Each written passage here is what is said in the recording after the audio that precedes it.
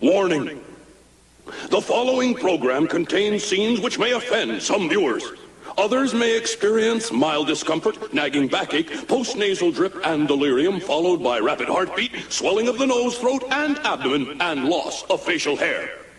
Repeated viewing of this tape may result in the loss of one's bodily functions, redistribution of facial features, premature baldness, and a difficulty in forming simple sentences. So, if you're seriously considering a rewarding, challenging career as a lawn ornament, this is the show for you.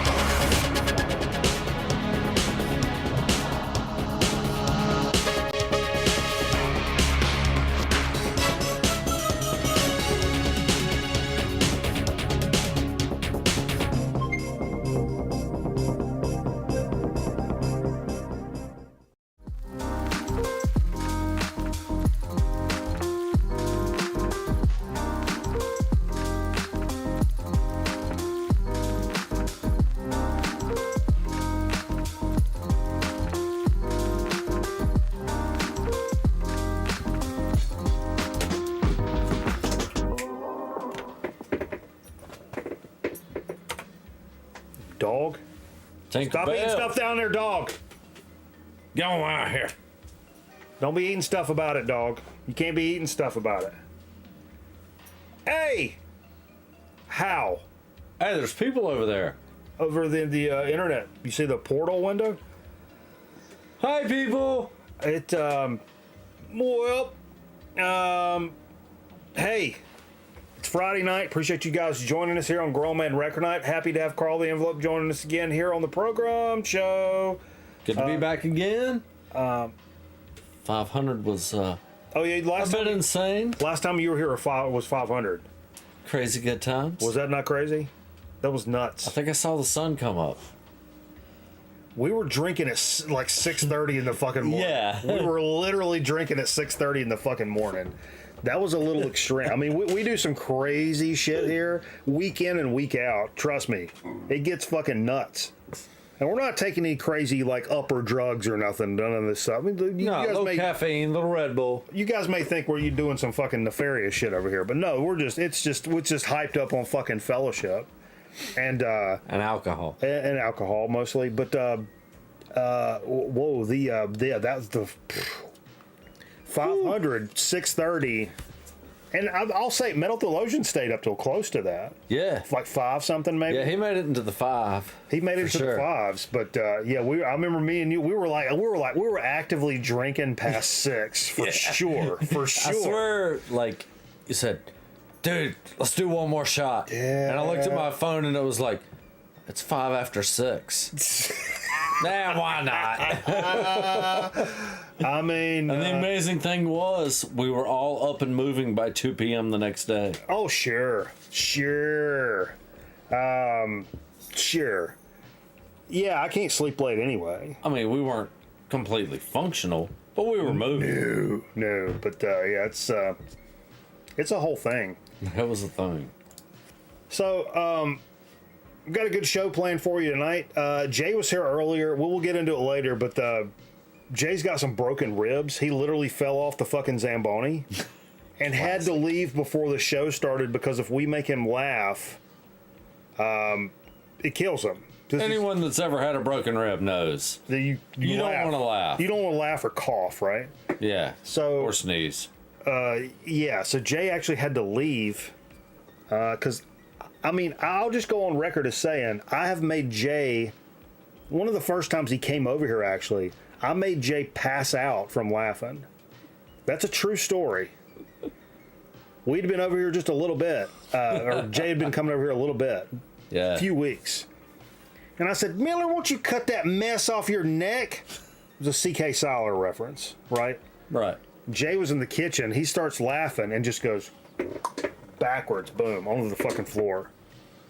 I remember asking Jay's him, got a weak constitution. and I was like, yo, did you eat some pills or something? And he's like, no. I'm like, yeah. But as he came to and we realized he wasn't going to fucking die, I was like, you realize this is going to go on my comedy resume, right? I literally made somebody pass out from laughing. I mean, that's business. That's front and center on the comedy resume. What's up, Trish? Is that why his tummy hurt? No. Workplace injury drug test. No, I don't think so. I think he's good to go. Jay's clean anyway. As long as he's not filing for workman's comp, they're not going to test him. Anyway. I know a guy that's with the last name Workman. How does that make you feel? First name Comp? No. Eddie. Eddie Workman. Good fella. Friend of mine. Yeah. But his name's Workman. So he has to comp So he was... everybody. It all comes out of his paycheck. But yeah, Jay, Steve was supposed to be here, but he had some stuff come up late notice. Like I said, Jay's hurt, like a legit hurt. I thought it was a bit. He texted me earlier in the week and was talking. I was actually streaming. He's like, "Oh, I broke my ribs getting off the Zamboni," and I was like, "I'll tell the chat." I'm like, "Hold up, like I don't know if Jay just said he broke his ribs, but you never know if Jay's fucking trolling or not." You know what I mean? But after feeling it out for a couple of minutes, like, yeah, I don't think he's fucking trolling. I think Jay broke his ribs for real, and yeah, he did. But yeah, we confirmed. We gave him a good hard slap in the back when he got here. Yeah. Yeah, they're broke. yeah, they're broke for percent.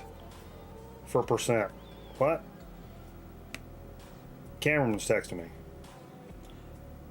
We are doing a live show here. Carl's areas. It's a shot needs adjusting Carl's areas. No, that's why we got this shot. That's Carl's area. That's downtown Wolfington right there. Fine. No. Do the all the way cross leg. No, Come I don't on. do that. Come on. I don't sit like that. I don't sit like that. My junk doesn't appreciate it. But anyway, I'll be truthful, man. It's been a kind of a rough week for me. Yeah. I've been going through it. Anybody out there that fucking suffers, I'll just break the fucking barrier down here. We're breaking down barriers tonight, Carl. Anybody's got problems with anxiety and shit like that? Like, I've been having some fucking problems this week where I'm just constantly like super tired, like about to like narcoleptically fall asleep, and also I'm fucking dizzy, I'm lightheaded, I'm kind of all over the place. It's been a fucking train wreck of a week. It sucked. Tonight it sucked, and I've gotten to the point where I'm so fucked up that it's not as bad, but I know tomorrow's going to be even worse. But it sucks, and it kind of comes and goes from time to time. And everybody's always like, "Well, what's wrong? Well, what's wrong? What are you worried about?" I'm like, I mean, that makes it. Fuck, if I knew, I could fix it. No, it's not. It don't work that way. But it's and I'd be the first to shit on people like talking shit like, "Oh my god, I can't. I'm sorry, I can't go. I've got anxiety." Yeah. Like, it sounds to me like you got fucking hyper pussy syndrome. Yeah, I'm not one to cut a lot of people's slack on that. Yeah, but I've been a wreck this week, which is crazy. But I've got a really some shit though. Sure. But I got a good group of neighborhood folks over here who I'm super tight with. Oh yeah. And this Mexican cat across the street, he's helped me several times where I've like my car has been broken down. I was like out there pushing it, and I barely knew him then. He comes like swinging out of his fucking house, and he's like helps me like push the car and like introduces himself and da da da. And so I was having a moment like kind of earlier this week, and he kind of called me out there and came out there, and he said, "Man, you need to think about getting on some like some kind of like anti-anxiety medications, whatever." And I was like, "Yeah, I mean, I'm not a big pill guy." I was like, you've taken those things before?" He's like, see, like I take those medications. I was like, "Well, why do you take them?" And he said, for my Hispanic attacks.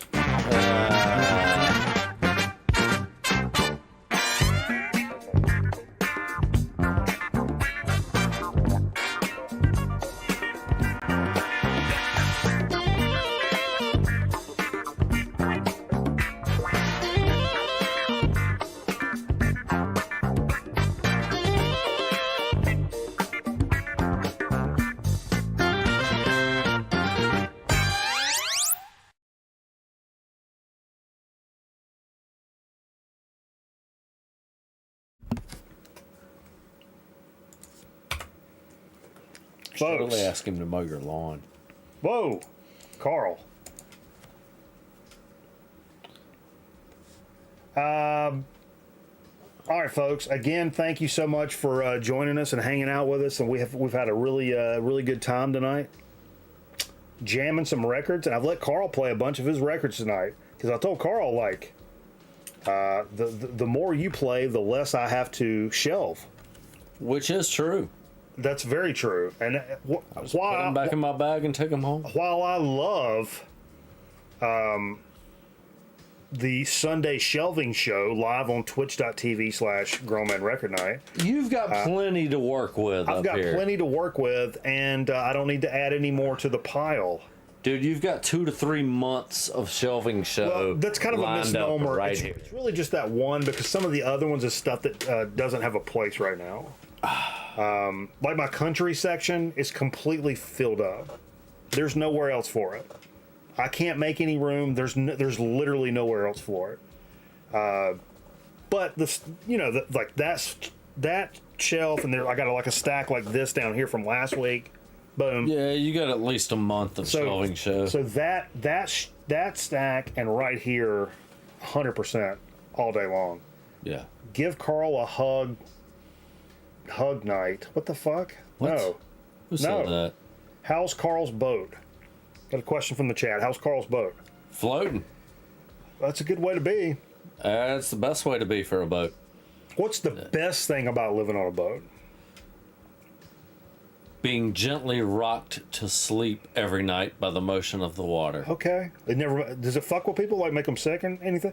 Some people. Never has me. Okay. Or my wife. Or the dog. What's the worst part about owning a boat? The weird electrical gremlins that happen all the time. Breaker trips randomly. Middle of the night. Alarm goes off. You have alarms like on Deadliest Catch and shit? Oh, yeah. Oh, absolutely. People putting on the big headphones and jumping running down the fucking stairs and... No, I don't have to do all that. Oh, you could have said you did. Well, yeah, it'd be cool, but that would perpetrate that my boat is much bigger than it is. Okay. Where I actually have a ladder to climb down. There is a hatch you drop into to get in the engine room. I like a hatch. Yeah. But the engine room was only about 3 foot head clearance. Do you have to put the headphones on? If the engine's running, yeah. And yes, I have the headphones. Earmuffs. Muffs. But no, I have an alarm goes off when the breaker trips and I lose shore power. Deadliest Catch! I have alarms that go off anytime a bilge pump goes off. Oh, I like a bilge pump. Yeah, me too, man. They keep the boat dry. Sure. But the problem is, right now, my air conditioning unit, the condensation line, you know how all your AC units have a condensation drip outside your house somewhere? Sure. Little white pipe drips water all summer. Oh, I know about the white pipe. Dripping water. So, mine, the previous owner has it set up to where the condensation line drains into the bilge. That sounds like a problem to me. So it fills up the bilge, and then the bilge pump turns on with the float switch. And of course that sets off the alarm. And more often than not, it happens at 2 to 4 in the morning. Of course. You know. Abacus says, next time you get a house full of fuckers, make a thing out of it and move everything to the front room. I remember we were talking about before. You know, it's a constant conversation, but it's an involved process that involves some more things than just like toting stuff. which we there's some logistical shit involved and a lot of wiring, electronics. We got to move. The internet has to be moved into there, and because I don't do fucking Wi-Fi. That's for fucking plebes. Everything's hardwired in my world. I don't know how y'all fucking live, but everything's hardwired right here.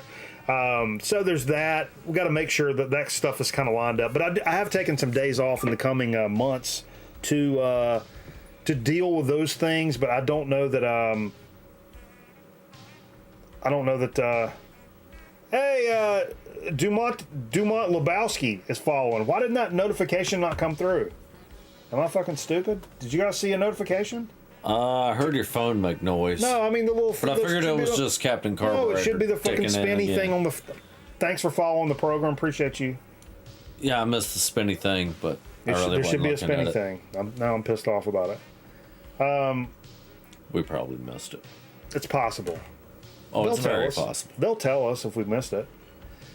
But yeah, so boom, let's get it through with a couple of things. Like I talked about, Steve can't come. Jay's got broken ribs. He literally fell off the Zamboni.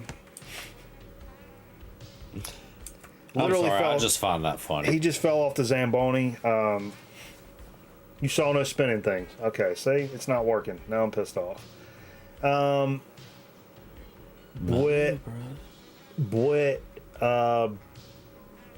Anyway, you're going to be here this weekend. Tell everybody why you're mainly up here this weekend. I mean, aside from the fact I always enjoy coming to do the show. Sure, of course. Hang on, my bro here. Sure.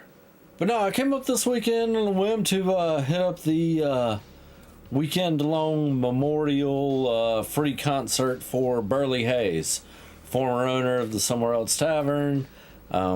Anybody from around Greensboro knows what I'm talking about. Sure. Everyone else in the chat probably does not. Yeah, I've mentioned this on the show before, and it's it begs mentioning for the fact that so there was this place where we played, and me and Carl and played Jay there as Pork Chop. Our first band. We played two shows there. 18. No, we played a bunch. No, we played two as Pork Chop. What? Maybe three. Oh, there was more than that. I don't think so, dude. No? I don't know. I don't think so. It was several, because there was one we played with ODD. Remember that? Yeah, it was us, and then another LSOC. Band, and then another ODD, LSOC and we played there. one with just us and LSOC. Sure. Okay. But anyway, it was a local music venue, and this guy was that ran this place. He was super all about, and this is stuff that kind of went over my head when I was 17. It was all about local art, getting up, doing your thing, and like you may have a country band play with a fucking death metal band, and like whatever, as long as everybody gets along and you like just play your shit, don't play any covers. That was kind of their thing. And I didn't realize that was a big thing. And he didn't do cover bands. Don't do it really didn't do cover bands. If you were a band, you could play a cover. Yeah, if you want to, because we did. I mean, we went up there and played a few originals, and then we covered. What the fuck did we cover? Heart Attack Man? We covered Heart Attack Man, and we covered I Want to Get High, Cypress Hill. Oh, I forgot about that. Dum, dum, dum, dum, dum. We also covered... no, it was Hits from the Bomb. Did we do Hits from the Bomb or I Want to Get High? I don't know. I remember that. Dude, I totally remember that, because Dwayne sang... I Want to Get High. Yeah. I want to get high. And then I remember... Well, that's the Funkalist. We also... Blunt. I Twisted. We also covered... yeah, we did Heart Attack Man. The Nirvana song. Off Bleach. No. It's off In Utero. I don't think we ever played the Nirvana one live though. Yeah, we did at the tavern. Yeah, but anyway, did. man, Yeah. we're off track here. Sure. We've sidetracked like a motherfucker. The bathroom was never cleaned. That's true. That is true. 40 years.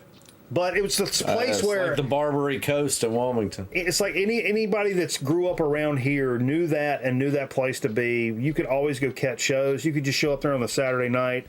You see a couple of punk bands, a couple of metal bands, and on any given night, and a few people you knew. And on any given night, they may all fucking suck. But if not, you stood out in the parking lot, you fucking smoked cigarettes, and you dogged on chicks. Yeah. Or whatever. That's what it was. All ages shows all the time. And you could always get a show. And my ignorant ass, being an ignorant ass, stupid fucking privileged kid, thought that this type of environment was anywhere and everywhere in USA.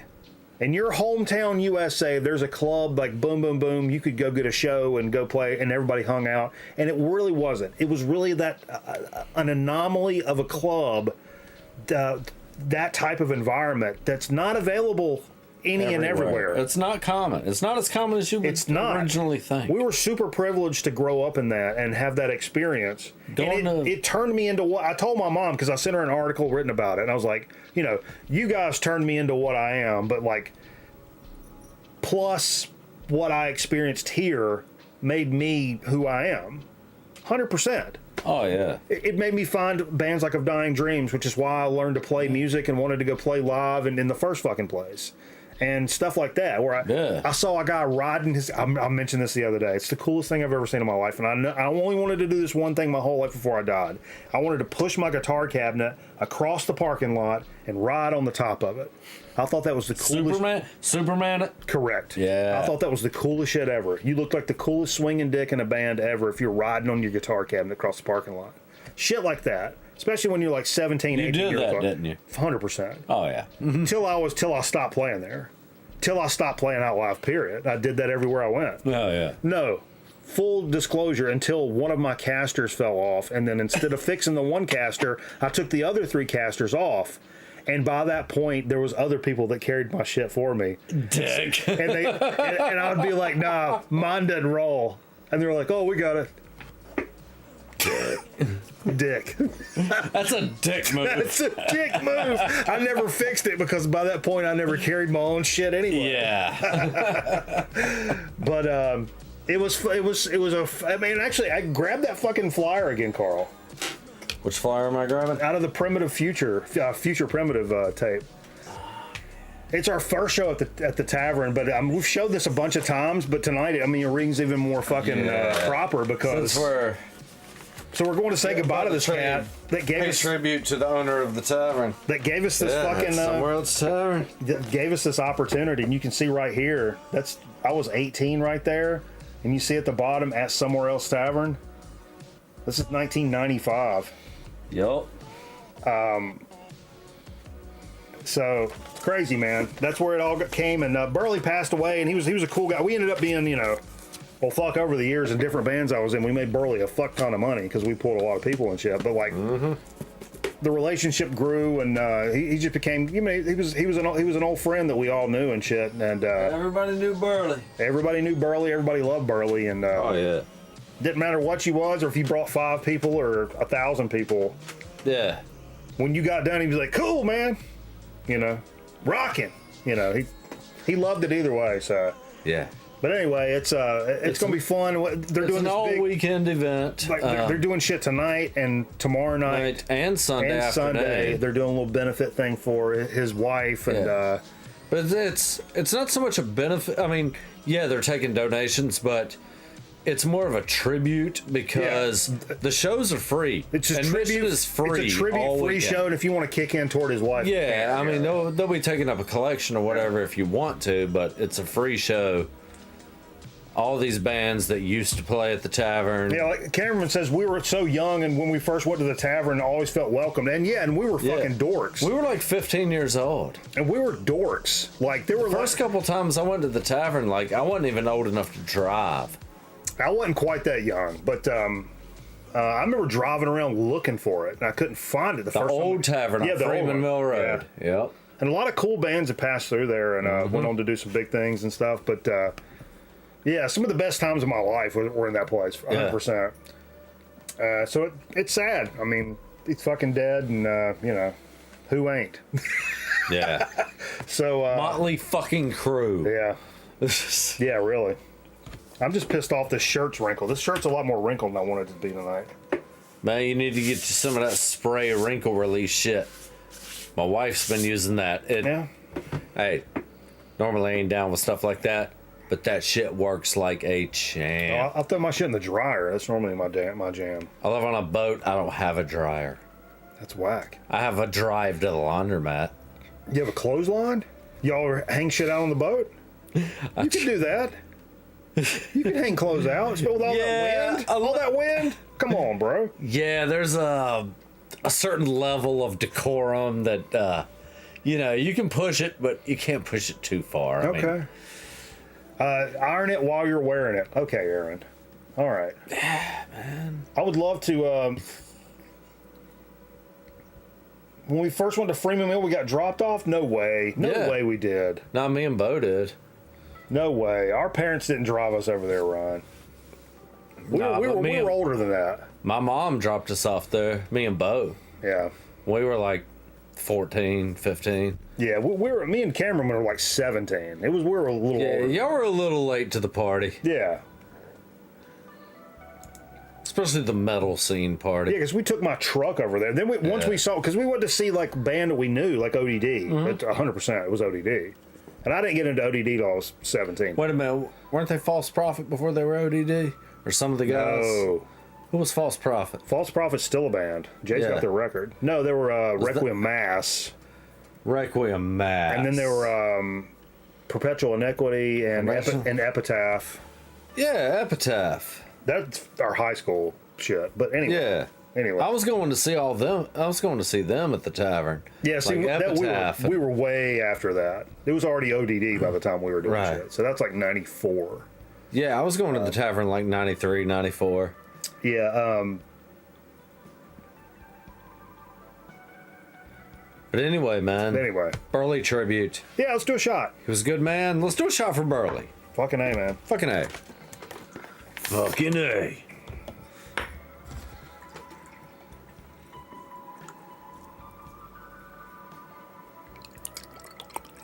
Glug glug. I can't even believe I'm doing this right now. You guys, show or a shot? Both. You guys have no fucking idea. Bonsai. Hey, to Burley. For Burley.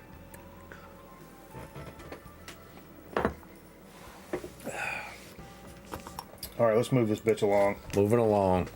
We got any new releases this week? Oh fuck! I forgot to. Not yet, Carl. Sorry, man. Shit. I forgot to play. I was going to play Meat is Murder tonight because Andy Rourke, bassist for the Smiths, died at 59 today. Saw that. Yeah, that's some sad fucking shit. And I've got Meat is Murder. That's the only one I got. Right after I bought it, my cat's tore. It's an OG. It's like an American OG, not a UK. And my cat tore the fucking spine up. Just tear that cat's spine I up. mean, literally like 2 days after I bought it. I think I paid $17-18 for it. You know, it wasn't like $1 record. You know what I mean? I was so pissed off. But it still sounds good. The record plays. The record itself did not get damaged. No, it's fine. Well, it's fine. It's just. I know, aggravating. Man. It's collectible versus listenable. Yeah. Crazy shit. All right, well now we can talk about some stuff. Some things. What do you know about the Black Angels, Carl? You know the Nothing. Black Angels? Never heard of them, dude. I know some people out there probably really dig the Black Angels. I was really late to the party on these guys. So closer to the Death Angels or Black Panthers? Neither. And it's kind of a misnomer. They're kind of a Texas psychedelic rock, like a neo psychedelic rock. That resurgence of Texas psychedelia of the last couple of decades. All right. This is their first album, Passover, came out in 2006, and it does have some kind of stonery vibe stuff in it. High defamation. What's up, Eric Bauer? Gifting a sub to the community. That's 19 total. Appreciate you, homie. Memphis 84 caught the sub. Appreciate that, man. Hope you're having a good weekend, man. But Black Angels are a fucking killer band, and I've just recently got into them, and I was hoping Steve was going to be here because, man, I don't think Steve knows these guys, and Steve would be all the fuck Steve over these guys. 100%. Steve would eat these guys up. But the first, and these have been reissued a few different times. It's been a few years, but this new one, it's on green and yellow vinyl. Check it out. If you never checked out the Black Angels, it's worth a stream. A lot of you guys would really dig this stuff. I'm telling you. lower key, like psychedelia stuff, with slightly officially done packing. Fucking A, man. What's up, Dave? That's always your favorite of yours, Scotty? Nice. Of theirs? Yeah. Hell yeah. So you can pick up a night. I will say the reissue was kind of pricey, though. It's like $45-50. Ouch. That kind of pisses me off. That's double or triple? It's double, but still, man, that's actually, I'm gonna keep it a fucking stack. You got a double LP and it's $50. You can shove it right the fuck up your ass. Yeah. I'll never buy your shit. But I mean, I'll pay $30, $35 for a double. I've done it a couple of times. If it's a band I really want to own and it's a dank, I mean, I just did it. We'll get into it on what we played. That Minutemen thing, the Minutemen double nickels on the dime, but I've been looking for it for so long. It wasn't cheap. Some of those Danzig boots I was looking for, those weren't cheap. Those aren't cheap. But you get up into the $50 range, I got a fucking issue with that song. Me too. I mean, I got a real major issue with that. It's just music, man. At the end of the day, it's just fucking music. Yeah. I mean, fuck it. I'll go make it on my own. I don't need none of you fuckers. How about I've gone that? real expensive on a couple albums just to like. One of them was special for the wife. Morphine? Morphine. Yeah. Yeah, I dropped. That was $100. There's a tavern connection to Morphine. It's funny you mentioned that. Really? I think they mentioned the tavern in one of their songs. No shit. Yeah. Totally. there's a Morphine. It's funny you mentioned that because I read that this week. But listening to Liquid Swords. Oh, Liquid Swords. Hey. My father was the greatest samurai. Hey, what are you eating? Now I'm gonna chop off your arm. But anyway, cool record, but fuck $50 records. But fun. Speaking of, why do I have to scroll down so far? It's pissing me off. Oh, these are out of order. Stupid. I'm so fucking stupid. One of our favorites here on the show, folks. Please lend me your ears. Black Market Brass from Coal Mine Records out of Ohio. Nice. Dropping a new 45 RPM this week, teasing ahead to a brand new record coming out this fall. Oh yeah. Of course the track, which is called what's it called? Rat something? What's it called? Was it Fat Trap or Rat Trap? Rat Trap. It was Rat Trap. Rat Trap.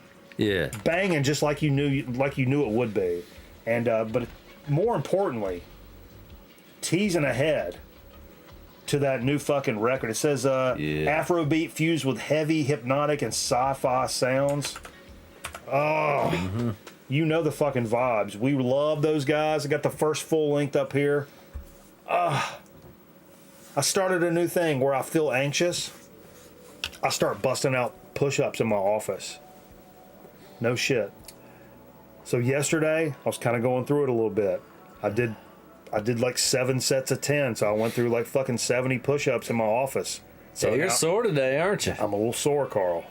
Bet you are. It's a new thing I'm doing. You start kind of feeling stuff. Exercise, man. Won't you give me 10 real quick? Let's go. Hey. Won't you quit being a pussy and give me 10? Yeah. Take a lap. Yeah, but now I'm kind of feeling it. But anyway, stoked to see a new Black Market Brass come out though. That's some good shit. I might have to look into picking that up. Really exciting news for me.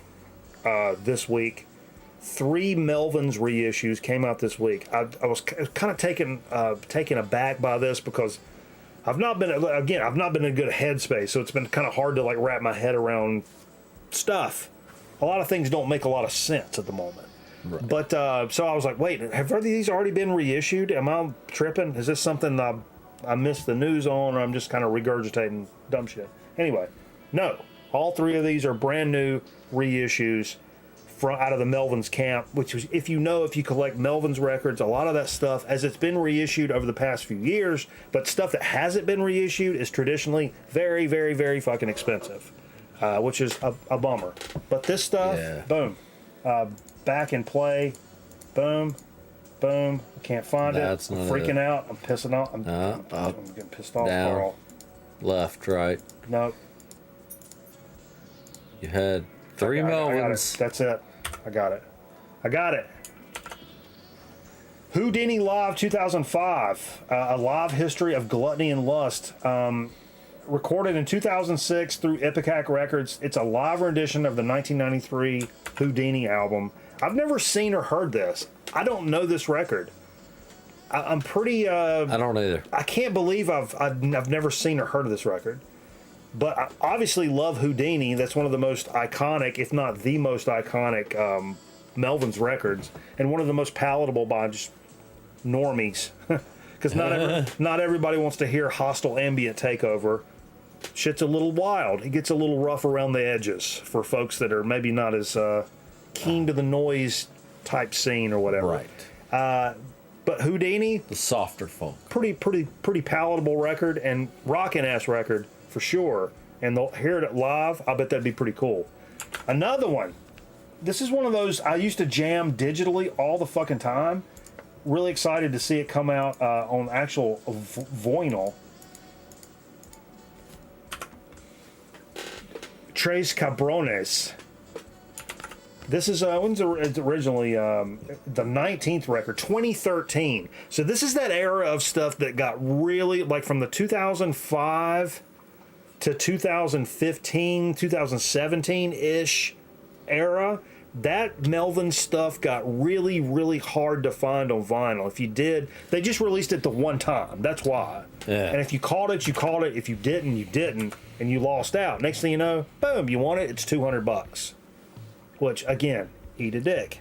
But a fantastic record. This album is really, really cool. 19th record by these guys, which is, Jesus. it sounds weird to say out loud.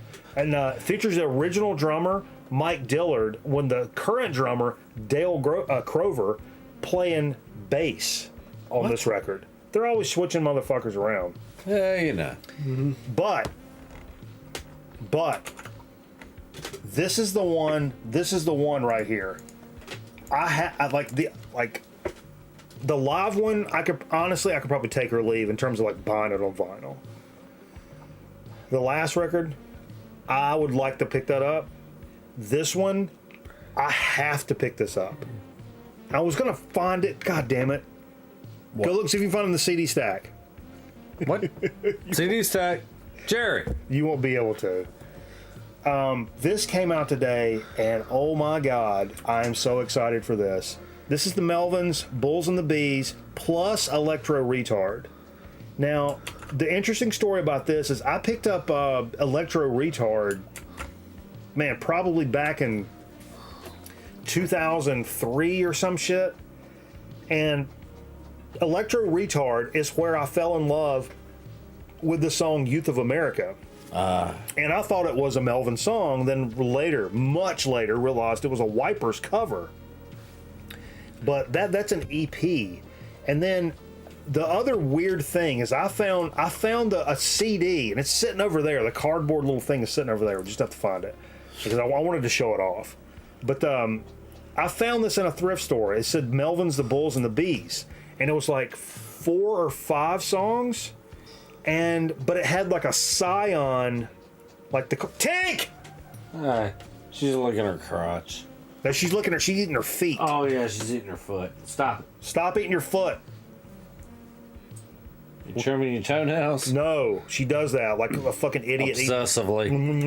I hate that noise. It makes me obsessive. fucking Hey, tweaks me. give it a rest.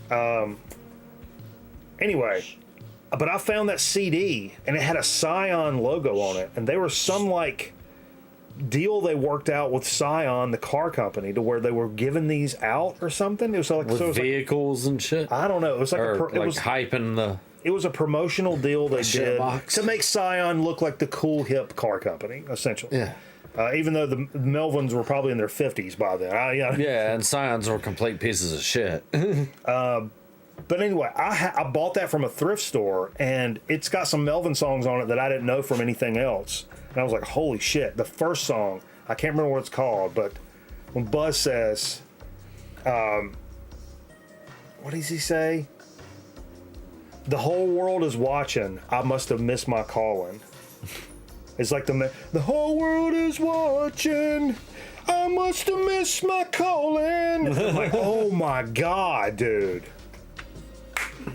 Holy fucking shit. So, that plus the Electro Retard, this is an Instacop. I have to find this. I have to buy it. Right now. This is an Instacop. Really excited for that. 100%. Let's get into a little bit of what we played tonight, Carl. Now, is anything what we played that you want to pull out for Dig of the Week? Or do you want to just go through what we played and then you got some other stuff for Dig of the Week? Man, I've really only got one of the ones that I just picked up that I was happy on a score is part of what we played. I've really only got one other one to talk about that I've picked up. Short show, folks. Nah, man, we're gonna run 5 rounds of marbles. There we go. I'm gonna smoke y'all motherfuckers. I mean, a short show. I don't want to show up. I mean, we're not short shows. We're not in Dig of the Week. You got a whole fucking stack of records down there, Carl. Yeah, but most of them have already been on the show. I don't give a fuck. They don't have to be brand new stuff. Yeah, but most of them I've already brought up here and talked about on the show. You buzz through them.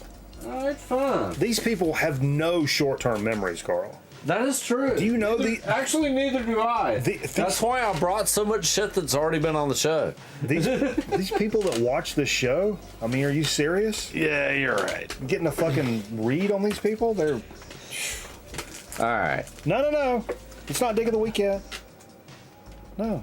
Oh, we're going to what we played? Yeah. I was just asking what you had for Dig... If you wanted to pull any of this out for Dig of the Week. Oh, nah, man. We'll just do a what we've played thing. Okay. So the very first thing, and this was left on the table from... Carl was confused. This is a double what we've played. Carl was confused.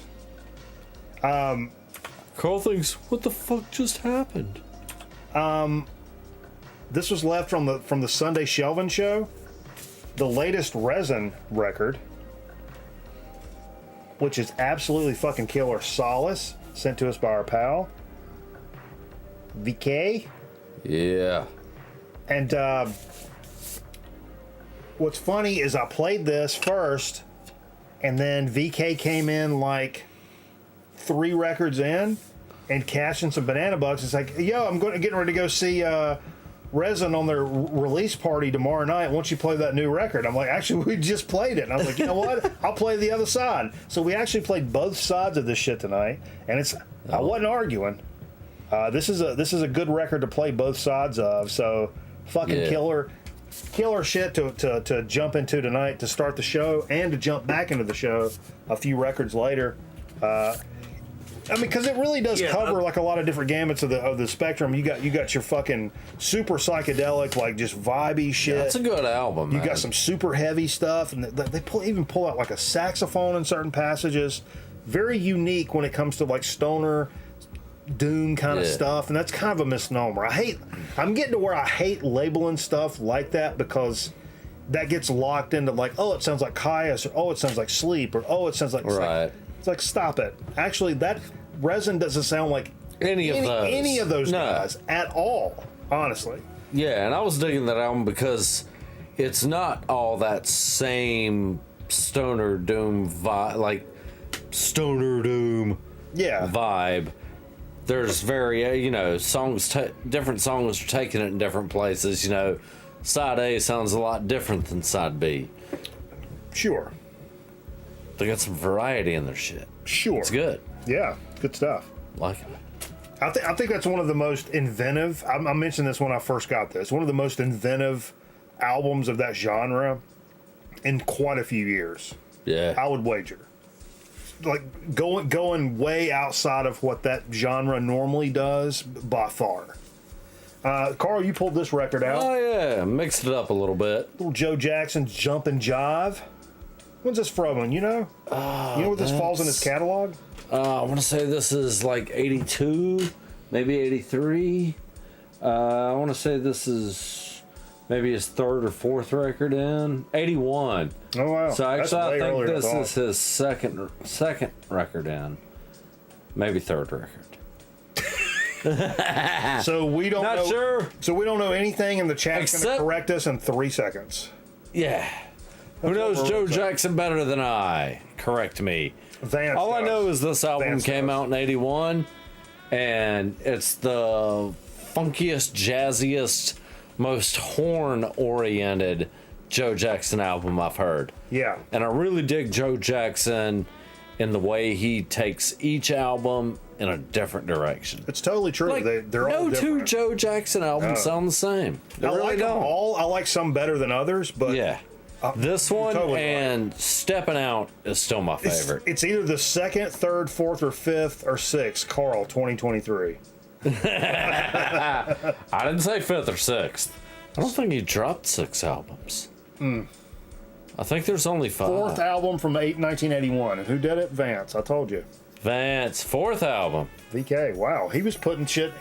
He was picking them up and putting them down a lot earlier than I really considered. Yeah, man. He was early, like 70s.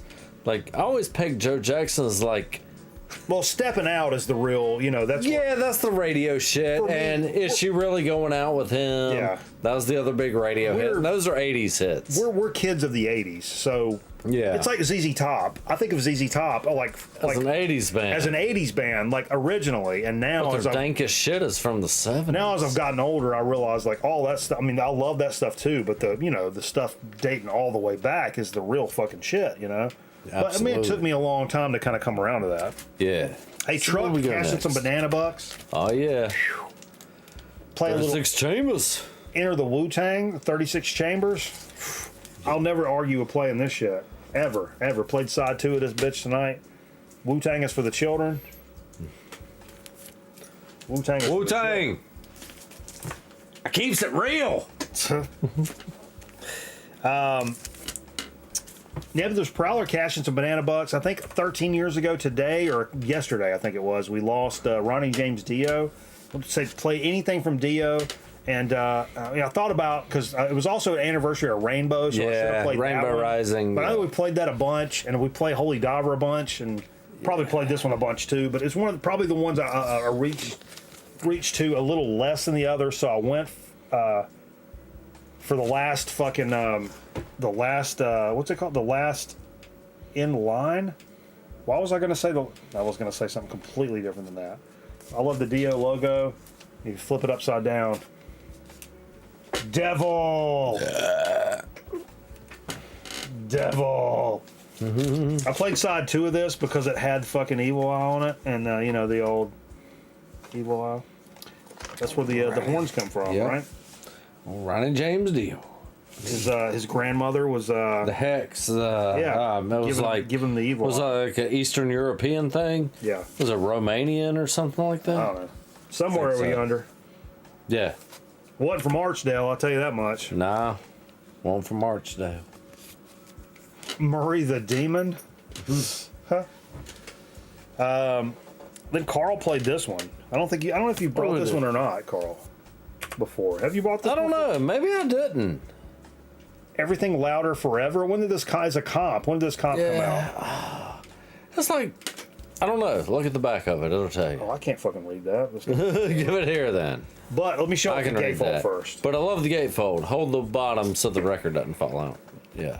Murder 1. Look at that fucking shit right there. The fucking 6. You're only getting 4 of the 6. in Yeah, but there. okay. Yeah, It's full on stuff. that's crazy. That's really cool. Yeah, read on Yeah. that. Read on that. So we got a best of here. When did this come out? This is 2021 release. Okay. Nice double LP. All the big tracks on it. It's we're looking at 612, 618. Jay made the comment that they recorded like the same song like 40 times.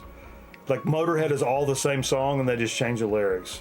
It is. A lot of their riffs are very, very It's funny, similar. it really is. It's not AC/DC terrible, but it's.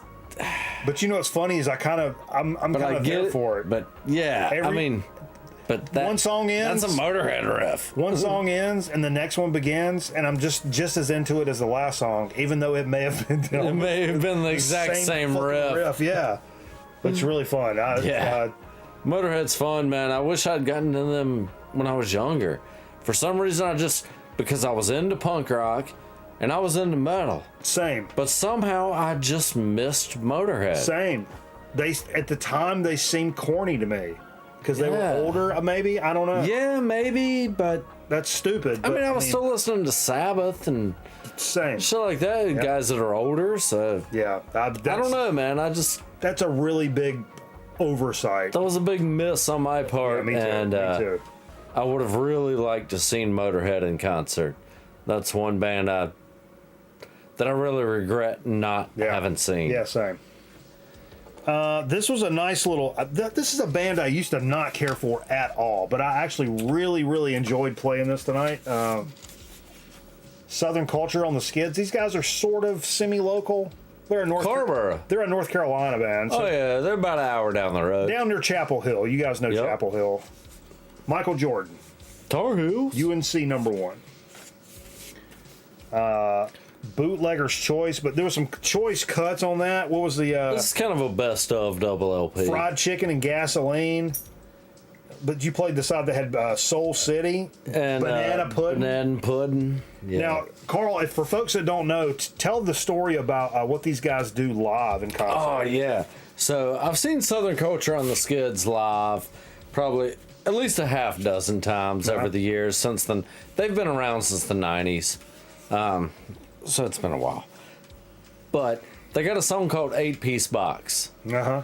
And it's all about the KFC 8-piece box with two sides. Yeah. So when they play this song live, and they usually do it in their encore, he comes out with like a 20-piece bucket of KFC. And they start playing the song, and he's singing it, and he starts slinging fried chicken into the audience. That's fucking like awesome. Just chucking out wings and thighs and legs. Are you a dark meat guy or a white meat guy? I'm a dark meat guy. Are you? Oh, yeah, man. Okay. Thighs and... Give me a thigh leg quarter all day. Okay. Original crispy. I mean, my favorite piece of chicken is not something you get in a bucket. Is a Don't wishbone. you say gizzard. No, I'm a wishbone guy. All right. Which is white meat. Yeah. I think that's the best white meat. I prefer that over a breast. Right on. But yeah, so during the song 8-Piece Box, dude is slinging pieces of KFC fried chicken into the audience. So like by the end of the song, like everybody up front is hanging out like, and I've caught a chicken leg. That's awesome. I caught a leg one time at a show, so I'm hanging up front jamming. Everybody's eating fried chicken in the audience. That's awesome. That's a gimmick right there. We got a Jean-Claude Van Damme sex scene going on behind us. Yeah. So let's take a moment, please. Just a little nip. Okay, USA. Yeah. That was disappointing. Come on. Oh, this is a monster. This could be Dick of the Week. I mean, really. Oh, I did just pick this up last weekend. So this is real. I mean, really, if we're going to get down to nitty gritty here, this is part of I picked this up last weekend. Correct. Yeah. It was new. Brand new record, repress. Sepultura's Arise. And interesting that this is a double LP, and the second LP's got some kind of weirdo shit on it, right? Yeah. It's all it's like remixes, live tracks, different studio takes. Real quick. Yeah, because we heard like an industrial remix of Dead Embryonic Cells on there. Yeah, I actually went with side C on that just to mix it up a bit. We had a Rise live. Yeah, and it's an industrial remix of Dead Embryonic Cells. Desperate City, Desperate Cry live, and Murder. It was like writing sessions, like a demo, and then Murder basic track. But I wanted to see that, like some of those. It sounded like that live in Barcelona VHS that I have. It sounded like the same fucking tracks, which is some of my favorite Sepultura. Is that live in Barcelona VHS? No, it may have been. We haven't quite. If I wore these glasses, does that intimidate you? Mm-hmm. It should. Long as it's a ridged chip. But yeah, what a killer. I was telling Carl, like, I mean, honestly, Chaos AD is probably my favorite Sepultura, but Dead Embryonic Cells may be my favorite Sepultura song, or close. This is definitely number 2 for me, but... Dude, you called it. Yeah? Previously unreleased live tracks. Recorded live at Celeste in Barcelona, Spain, May 31, 1991. Who's the smartest? From the soundtrack to the VHS home video. What? Siege. I knew it, man. You called it, man. I knew it. You called it. Unos, dos, tres, squad! Yeah. But yeah, you called it. Zepp said they're playing in Atlanta tonight. Hell yeah. Oh, shit. That's crazy. Well, Sepultura isn't Sepultura anymore. Yeah. I mean, it's Sepultura, sure but it's like his son, and I'm sure it's a good time, but yeah, but it's not Max and Igor. Yeah, same reason I'm not going to go see Van Halen now. Oh, fuck no. Yeah, exactly. Like, it's just not. It's just not. Same right. reason I'm not going to go see the Temptations now. Yeah. Or Bob Seger, because he's terrible. But hey, Kid Rock is the Ted Nugent of Nickelbacks. Kid Rock is the what'd you say? Ted Nugent. He's the Ted Nugent of our generation. Kid Rock is the Ted Nugent of Nickelbacks. Or the Bob Seger of sitcoms. The Bob Seger of sitcoms is fucking Jim Belushi. Jim Belushi. Jim Belushi is the Bob Seger of sitcoms. Holy shit! I stand by that all day. Hold my fucking beer. Hate that guy. You played this one of these sides last time you were up here on the 500th episode. Very interesting album. I have to say, This is a really interesting album. Goddamn Gallows, Trial, and this is I went with side 1. Last time we went with side 2. This time we went with side 1. Oh, the great gatefold art is just ridiculous. I would not know where to classify. There's a lot between outlaw country, like stoner doom, but it includes like banjo and accordion. But it's got this weird, like, almost Scots Irish, like northeast sailing, like nautical feel to it.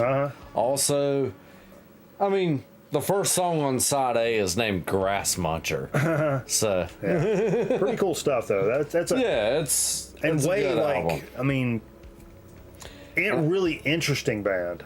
Yeah, and I can't believe I didn't know about these guys until this year. They've been around for like. They opened for Hank 4. Is that no? Hank 4 opened for them. Oh really? Yeah. Really? Okay. Yeah. Well, there was a pre-opening act before Hank 4, but 4 played Jong Lee. You know, like Jong Lee. Jong Lee. 4 played like an hour set, hour and 15 set, and then Goddamn Gallows played like an hour and a half set. Yeah. Hell yeah. That's badass, but that's a killer record, and I love finding shit like that. That's like, man, it's almost unclassifiable in a lot of ways. Yeah, their sound is so unique. It's just it's hard to classify. Sure. Classify. This is easy to classify as. Oh yeah, as classically gold. Badass. Sailing the Seas of Cheese. You know when this reissue's from, Carl? I do not. It's okay. But you said it's on the cheese-colored vinyl? It is. They advertise it as cheddar cheese vinyl. Probably. That's close. But I like how it's like, it's not that milky solid color. It's like pure clear see-through. Like a translucent. It's completely clear. Yeah. Not a bunch of weird shit going on. Yeah. What's your favorite? Everybody knows. What's your favorite Primus of all time? Album or song? Let's go album first. And Chad, please participate here. Favorite? Yes. Everybody, jump in. We'll pour a shot for this. Let's pour a shot. Can you handle a shot, Carl? Come on, man. I mean, you know. Come on, I've been told I have to keep you hydrated or shit goes sideways. So I want to make sure. Everything's okay. Yeah. I mean, people should be watching after me tonight. Getting sideways drinking wine. Where's your shot glass? Oh, it was holding up my phone. Okay. Fair enough. Honestly, Primus albums. This right here. I would probably have to go same. Overall, I mean, it's a toss up between this and Frizzle Fry. sure. Yeah, I like Pork Soda. That's second or third. That's my entry point. But I mean, this was my entry point to Primus. I went Pork Soda, and then I went back to Sailing the Seas, and Yeah, Seas of whoa. Cheese was my intro into Primus, and then Pork Soda hadn't come out at that point. That was when I got into Primus. Seas of Cheese was the newest one. And I was saying Fish On off of this album, one of my top, Oh yeah, close to the top Primus songs. I'll name two other ones. John the Fisherman, yeah. and then kind of a wild card that's kind of unique to me. It's probably an album that not a lot of people are super involved with. I love this album. Is the Brown album, All right, I don't have that one. Shake Hands with Beef. Because I worked at Arby's for almost 10 years. And you shook hands with Beef. On My a daily line basis. at parties when I ran into chicks was like, hey, what do you do? I was like, I shake hands with Beef. And they're like, oh, that sounds weird and stupid. And then when I explained that means I work at Arby's, that didn't make things any better. The girl still left because you work at fucking Arby's.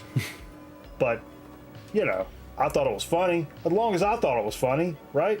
But yeah, Brown album, highly underrated.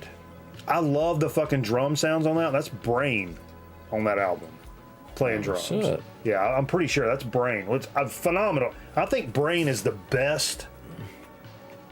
He's the best drummer that plays with Primus, but he's not the most Primus drummer that plays with Primus. Right. You know what I mean? But if you've never seen that Brain drum instructional, like DVD, Nah. VHS, So I'm not a drummer. I'm not either. But dude, yeah. Was listening to Rhinoplasty before the show. Cover of Amos Moses is great. Fuck Yeah, hey, the yes, it is. Amos Moses cover Yeah. is great. And that's one of those, like some people say, like, oh, if you're going to cover the Beatles, man, you better do it exactly right. No. Nah. If you're going to cover Amos Moses, You better do it good. I'll hunt you the fuck down. But on that same note, I could totally see Jerry Reed and Les Claypool Yeah. fucking hanging out, having a great time Fishing. together. They're both fishermen. Oh yeah, Jerry Reed was on Bill Dance. yeah. You've got it on I do. a reel. I do. I saw it. I do. But no, so favorite Primus album. Uh-huh. We've said you're going. You've said a couple favorite Primus songs. Yeah. One of my top ones is Spaghetti Western. Yeah. Yeah. Love the way the boots are all reverbed out walking across the hardwood floor. Oh, yeah. A lot of good. And it's funny because I don't really go back and listen to Primus much anymore. But when somebody was like, hey, you want to play some Primus? I'm always like, yeah, bet. Yeah, But there's some Primus. I don't find myself seeking it out very often, which is weird. I don't because either. It's a famous. It's a kind of a top band in my head. And I don't want to say it's reached the point of like Rage Against the Machine where I'm like, I don't care if I ever hear this again. Because I'm not that way with Primus. But it's one of those bands where there's so many great albums and I oversaturated myself so much with the band that like, Yeah. it's one of those things where I'm like, I love them. I've kind of put my time into them, but I'm afraid I'm going to run out of time before I listen to some other cool shit that I'm missing out on. I'm kind of that way with Slayer now. I'm getting to that point now with just music in general to where like, okay, it's almost like my brain is telling me you don't have much time. I don't know. Listen to some new shit. Listen to some new shit. Or like, you've only heard 3 Iron Maiden albums all the way through. Maybe go Listen to a fourth one. Go listen to the rest of those. You've heard the Primus albums, all of them, all the way through. Yeah. You know Sabbath. You know Black Flag. You know Nirvana. Like, right. Go to the stuff you're kind of missing. Yeah. It's like something in my brain is telling me, hey, motherfucker, the clock's fucking ticking. You better hurry up or you're going to shit. I don't know, man. There's always been something back in there, like, for me at least, like, always wanting to discover the new next thing. Like, sure. Yeah, I'm digging this, but what else sounds cool out there? What's the next shit that sounds fucking awesome? Nothing fucking tilts me quicker than, like, the Applebee's dad telling me that, like, all the best music was recorded in blank or in, you know, like, when we were kids, you're an idiot. When we were kids, our parents were saying, like, nobody's ever going to be cooler than Led Zeppelin or the Beatles. Bullshit. And we're like, yeah, but Nirvana and Soundgarden and Pearl Jam, you know, and then, like, as we gotten older, you hear that shit now and it's like bullshit. You just it keeps going. It always keeps going. Yeah, of course. There's still great music being made, and now it's always great music. It's far easier to discover it now than it was when we were fucking teenagers. Yeah, so now we got a fucking internet. You had to look it up in fanzines and stuff that came around in the mail and stuff like that. Trading tapes and shit like that. Homemade mixtapes. Far more difficult to discover things. Freaking old school underground punk rock mixtapes. Mr. Crinkle. Well, that's a good one too. Yeah, Mr. Crinkle. Funny thing about weekends when you're unemployed. They don't mean quite so much. So if you get to hang out with your working friends. I'll cheers to that. You used to say that a lot. I did. At a point when you were unemployed. Yeah. But now I've been with a company for 20 years. That's a motherfucking career. That's crazy. That's not a job, that's a career. I'm vested in a pension, Carl. That's awesome. Yeah. You're going to get paid to not work. I gotta get a beer, so I get paid to not work now. Need anything from the kitchen? I don't know. It's chewing gum, Snickers bar, and my attorney badge kisser. Muzz, Amel Muzz. Fuck. Couple of Amels. That was look, yo. Let's queue up some fucking marbles. What are we wasting the time on? Oh, we'll put some marbles. Everybody said, Mike, why don't you talk some more and fucking bullshit us for a little while? I was like, nah, why don't we play marbles? Everyone's like, nah, don't do that.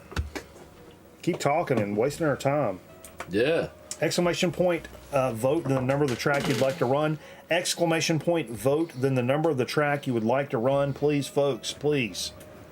I'm going to pee in the toilet, Carl. You tell everybody a story. Let me get out of the way. You tell everybody a story, though. All right. You tell everybody a story or I'm going to shit those fucking pants. Shit those pants. All right, folks. Here's a story about dumbass boatery.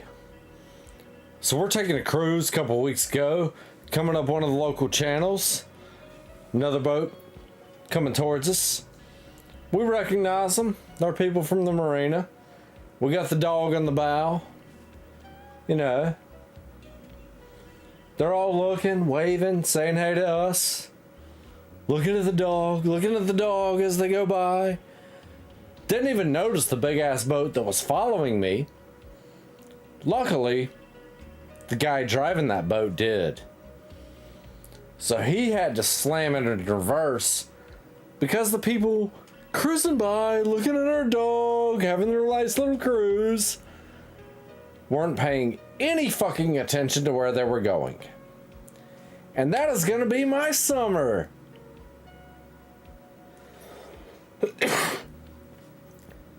The idiocy has started early this year. And it's so funny to see the credit card captains out there running into that sandbar that it marked, or trying to get it back to the dock, not quite sure how. Slamming the bow of that rental boat into the docks. Maybe somebody else, but hopefully not me. Alright, we got Bananas back in the room. That was a quick trip to the head. And that was my bullshit boating story. Mike's got a mouthful of pizza.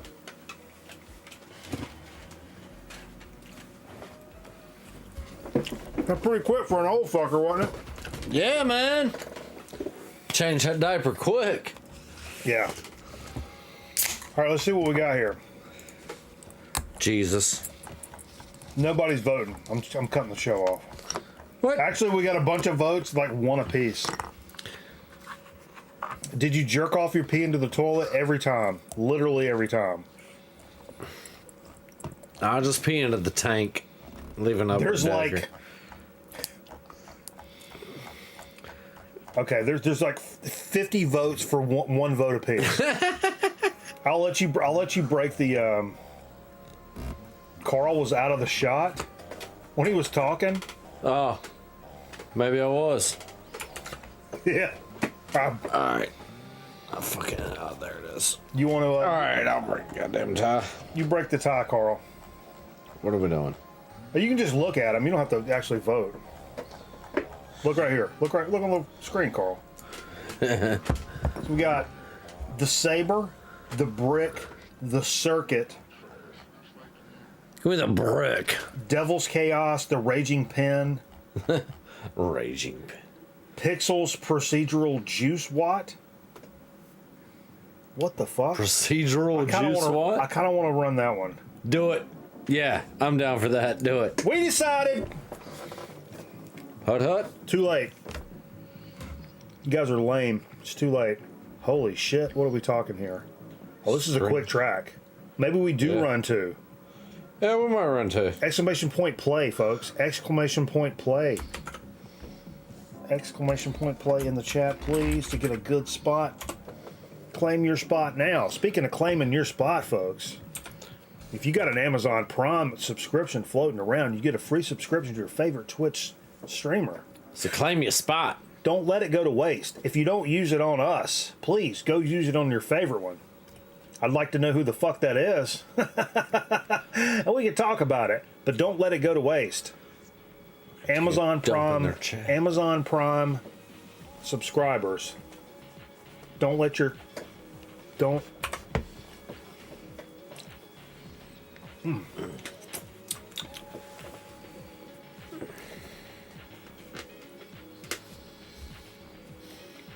Amazon isn't working the same anymore.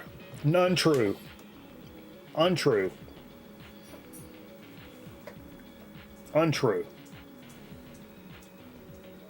All right, everybody get a good spot. We'll give you a few seconds later to get more later to... You can subscribe. You're just retarded. IOU. Oh, I should have grabbed a beer when I got up. Terrible. I got you, man. Oh, thanks, dude. Grab yourself one if you want one of those. I just stuck to myself with two. Carl said. Stuck myself with two. All right, no more than 12, so. Did you get in? Oh, I don't think I hit play. Did I hit play? Probably not. Thank you, dude. Yeah, man.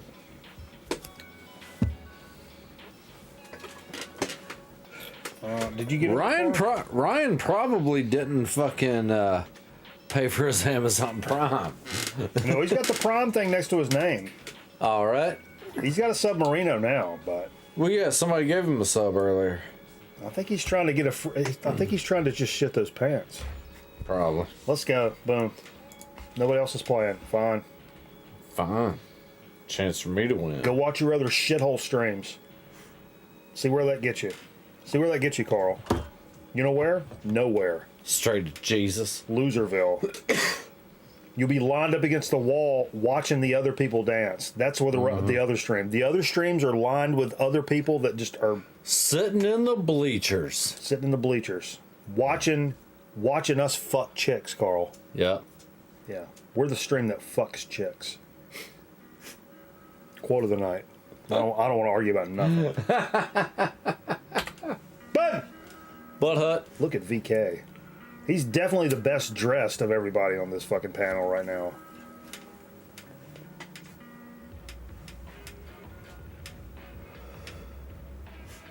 Oh, but he's got some close competition. Who might be the best Zip. Who might be the best looking in the VC coming right behind him right now. A zip on it. I'd rather be lucky than good. You're in there. No, I'd rather be lucky and good looking. Boom. Oh. Got Aaron, got Nate. Oh shit, this is a fucking motley crew. Everybody's jockeying for position. Aaron Griffin taking the fucking solid route. Coming out strong. Oh, man. Oh, shit. Nate right on his ass. Fucking, you could say just like eating his ass. You could say that. In fact, I'm going to go ahead and say it. Nate's eating his ass. Nate's eating Aaron's ass. Live on camera. And I'm kind of here for it. We're all cheering him on. We're all cheering him on. It's they get back here in sixth place. It's fucking scout camp all over again. Church lock-in. Oh, man. Let's have a lock-in. Let's have a Grown Man Record Night lock-in. Oh, God. Let's rent a gymnasium. We can play basketball. I get 5 kegs. Yeah. And we'll all bring skateboards and shit. Yes!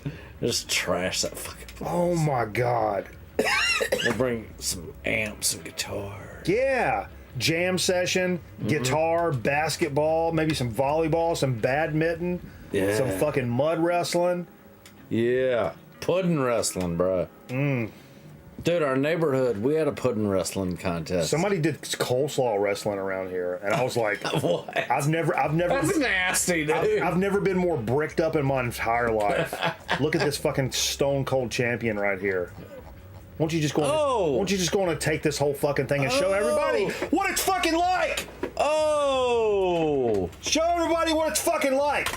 It is never chalked. House rigged it. Oh, good show. Good show. Bananas. Coming in with a win. You don't win too often. It's never. You're telling me.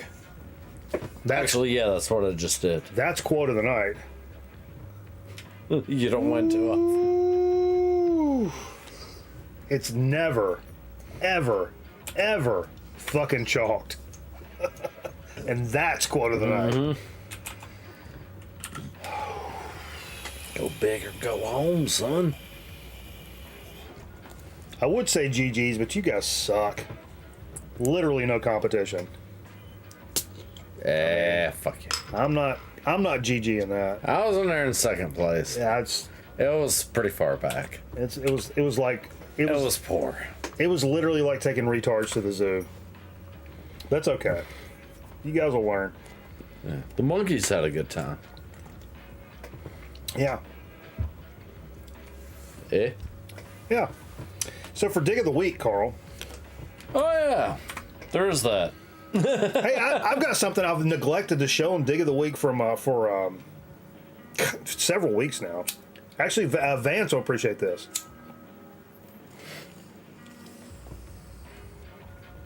After this momentary pause.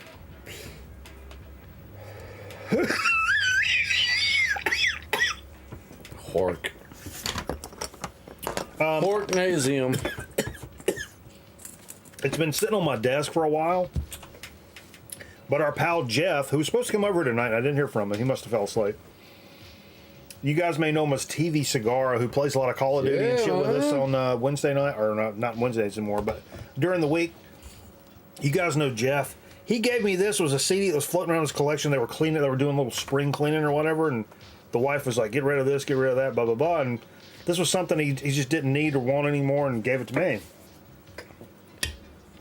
Pearl Jam live. Oh yeah. I've never heard this before, actually. I don't think I've seen that one before. On Two Legs. God, man, my vision is so fucking terrible. It is actually so terrible. Pearl Jam live on Two Legs. Pretty cool cover. What do you call these cardboard, is it a Unipack or a... Oh, I don't know what you call this. It's really cool.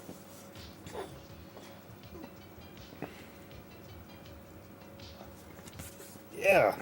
Yeah. I'm trying to get a 1998.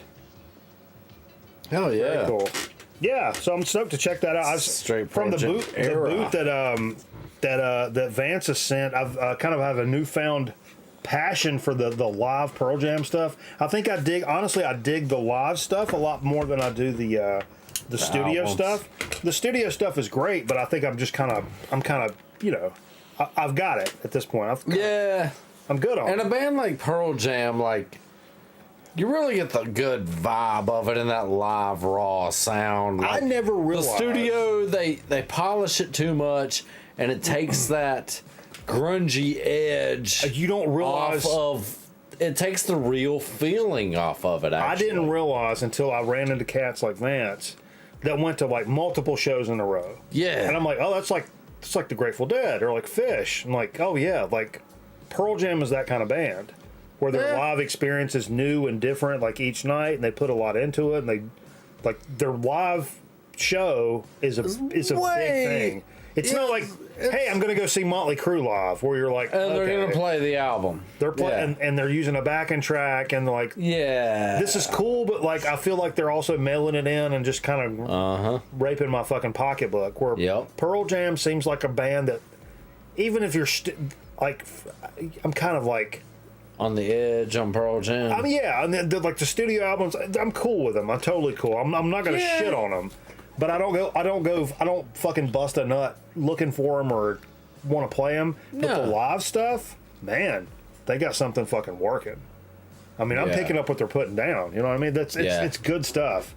And but, it's almost the same way with Soundgarden. They change their set like every show. That's what I'm talking about. I mean, who the fuck does that nowadays? Who does that nowadays? That's impressive. And I kind of missed that. I didn't realize that Pearl Jam was that. They were that guy. Right. And Pearl Jam is that fucking guy. They've become our generations of that guy. Like, you know, a touring band. Grateful Dead type. Yeah. I mean, a different genre of music, but the way they approach the live show. And their fans the way are not they as corny. treat the live show. Their fans are not as corny as Deadheads. Because that... No. They're probably just as smelly. Wash that goddamn flannel shirt. I was in my 30s before I'd really sit down and listen to the Grateful Dead, because their fans pissed me off so much when I was a kid. I was like, you guys are so fucking stupid. I liked the Dead in high school, and I didn't, because you were a pothead in high school. Well, yeah. I live it clean, baby. I'm trying to get to heaven, Carl, one record at a time. Actually, let's drop a look. Exclamation point heaven. If you spell it right. Can I take my hounds to heaven? But yeah, anyway. Man, I saw the Dead in '95. Me and Bean went to it. I remember that. It was a good show. I have more respect for Pearl Jam this year than I did last year, than I did the year before. Of the past 5 or 6 years, every year I feel like I respect Pearl Jam more and more and more and more and more. I have more respect for Pearl Jam now than I ever have. Exactly. Because back when the 90s grunge thing hit, you know, when we were all in high school. I hated them. And everything, all that hit. Like, I'd gotten introduced to Soundgarden a little bit early on. Because the older guys that I skateboarded with. Yep. They were already into them. And your uncle that was a rapist. Nah, that's your uncle. Oh, right. What did I say? Yeah. Said my uncle. Oh. Mon uncle. But yeah, even then, like, Pearl Jam wasn't my vibe. I didn't buy their cassettes or, you know, I had Nirvana's Nevermind and Bleach. I bought Nirvana. Cameraman bought Pearl Jam. I bought Alice in Chains. And then we would argue about it. I had all the I had the Soundgarden albums, Alice in Chains, Nirvana. Yeah. I had Mudhoney. But yeah, Pearl Jam just didn't do it for me. I think what really is, because about that same time, what really drew me to Nirvana is because some people would be like, oh man, he can't even sing or barely play the guitar or whatever. But in my mind, it's like, oh, he's crazy. Like, everything is crazy. None of this makes sense. Nuts. It's nuts. Yeah. It's all like, and I never heard anything like that before. That was my first infatuation with like crazy. Was Nirvana. Yeah. Next thing you know, I loved fucking. Cobain shot himself. And I loved fucking like gangster movies. With like, you know, like Scarface, shit like that. Dudes were fucking crazy. Taxi Driver. Oh yeah, Taxi Drivers. Because he's fucking crazy. You know, I mean, any of that I shit. liked Apocalypse Now. Fucking crazy, right? Crazy made that for me. I think that's where it started for me. Was Nirvana, because I knew what music sounded like, and all of a sudden, this music sounded like fucking crazy. Yeah, that whole music sounding like crazy thing first hit me, and this was before Nirvana. 80s, 70s punk, but I was a fucking kid. I didn't know that shit. I didn't know that shit. But the first thing I got introduced to that made me like, oh shit, this is crazy, like you're talking about, was Dead Kennedys. I was about to say, like, I didn't know Dead Kennedys, you know what I mean? Well, no, that was later, but like, because I was in with the skater crowd and hanging with a couple older skater dudes, like, I got introduced to Dead Kennedys pretty early, like, before Nirvana hit the scene, like, I'd already heard the Dead Kennedys. Funny thing is, it's this guy, I can't remember his name. Hey, what's up, Luke? Luke says Alice in Chains before Soundgarden, for Nirvana, for Pearl Jam, STP. That's... Alice in Chains is up there, man, yeah. And my order has changed drastically from when I was like, because we graduated in '95. Yeah. So we're the epitome of grunge. Grunge kids. Grunge era kids. 100%. And we both listened to metal and punk in that same time frame, but like, for me, grunge was a big deal for me. And grunge wasn't as much of a big deal for me as like metal and punk. Yeah, like the combination of grunge plus seeing the local metal band that we were talking about before of Dying Dreams is literally why I wanted to, like, I have to play guitar and play on stage, and that's just the way it's going to be. But the combination of those two things is exactly why that happened. But I mainly tried to be in a band to pull chicks. I was there to pull chicks. I got one. It worked once. I got one. I can't comment 100% to that, but like, oh yeah. No, but I was terrible at bass. I still am. You can be a fucking homely, weird ass, crazy motherfucker, but if you got riffs, baby, let me tell you what. You got riffs and you play in a band, you're up on stage, then you can lay pipe. Yeah. You can get them beavers. Trapping beaver. Chicks dig a guitar, that's all I'm telling you. Mm-hmm. I wouldn't shoot you wrong. I'd just shoot you. They may think I'm stupid now, but even back then I'd be like, I'm just from down the road. I'm not in Motley Crue or anything. I'm trying to... I live over here and work at Arby's. I tell you, when we're signing boobs for the first time, and yeah. In the middle of that, I think Bo was like actively signing boobs, and we're like all in the line to do so.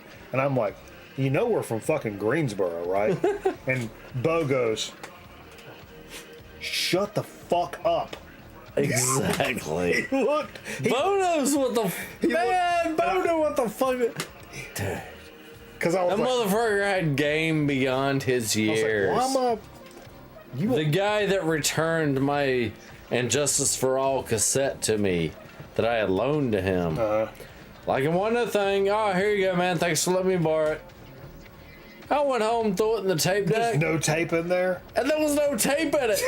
Because his tape deck ate it. And he just pulled the rest of the tape out and threw it away. And gave it back to me like nothing happened. What's up, Sean? Look at the icy cup, man. That thing is huge. Goddamn right. Bo, who also, this is how Bo passed a joint. God rest his soul. We're hitting a joint, right? Oh, yeah. He'd be like, and he'd take it back. And it's so funny that you're like, ha, and then you realize, like, wait, I threw in on this, and you just hit this like 7 times. You just took like 7 hits off that. He was fucking coy. Yeah. He was coy. Motherfucker. That's the only motherfucker I've known that has had zero morals. I work at Arby's and play in a band. I got the meats and the beats. Holy shit. Oh, shit. Dan B. Who the fuck's that? I don't know, but Dan may be... Yo, Dan B. Holy shit. He may be the man of the hour right now. Meats and beats and meats and beats. I love it. What's your favorite Arby's sandwich? I know what Carl's is. And, and Arby's don't fucking have it anymore. no, but you know what Arby's does, though? The Big Montana. Which is even better than the Big Montana. Is now you can get that amount of meat, Carl. Just on a regular sandwich. Yo, but you can no, fuck a regular sandwich. You can get a Big Montana made, like a beef and cheddar, on an onion roll with cheddar and red ranch. Yeah, I'm gonna. 8 ounces, half a pound. Is that what that shit's called? Red ranch? Yeah, it's not Arby's sauce. Yeah, I know. It tastes fucking weird. It's red ranch. It's like Polynesian from Chick-fil-A. Similar. It's not good. No, it's fantastic. No, it's really not. It's awesome. Just use the Arby's sauce. No. But yeah, there was a few times, like in the past couple of years, we'll say, where on we call them edible Saturday nights. Yeah. I would send Finn to the fucking Arby's. I'm so hungry. I could eat at Arby's. I'm so hungry I could eat 2 8-ounce beef and cheddars. Yeah. I would get 2 of those. I'm still pissed off they got rid of the loaded potato wedges. Yeah. Oh, dude, those were the fucking shit. Big Montana was the boss roast beef. Yeah. Big Montana. Oh, yeah, we got Hardee's, baby. Oh, we're Hardee's all day. The thick burgers? Yeah. I'm a big Hardee's Frisco. guy. Hardee's, I'm getting a Frisco burger on sourdough. Some of the Hardee's down here. A shitty Hardee's sourdough. This is one of my kind of low-key, like, little tips. A lot of the Hardee's down here. They still got the fried chicken? No. They got tacos. They have a sign called, it says Red Burrito. Oh, yeah, I've heard of that. Dude. But you can. Are they on point? They're better than Taco Bell. All right. Because they had this deal. You could get 5 hard tacos for $5 or something like that. Like a little pack. Way bigger and way better. Much more like home tacos than Taco Bell. It's not the artificial kind of like, this is good. Cat food beef. Yeah. Which is good in its own weird way. They taste more like, it's got a weird, good flavor to it with all the chemicals. They taste like home tacos. That Taco Bell beef, if you really like open it up and look at it, that shit looks like cat food. Yeah, you want to talk about cat food?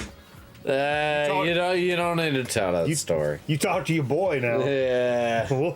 We'll get into. We don't need to tell. We should do a little cat food segment. What are we going to call that? What would that be called? The Meow Minute? The Meow Minute? Pussy chat? No, inappropriate.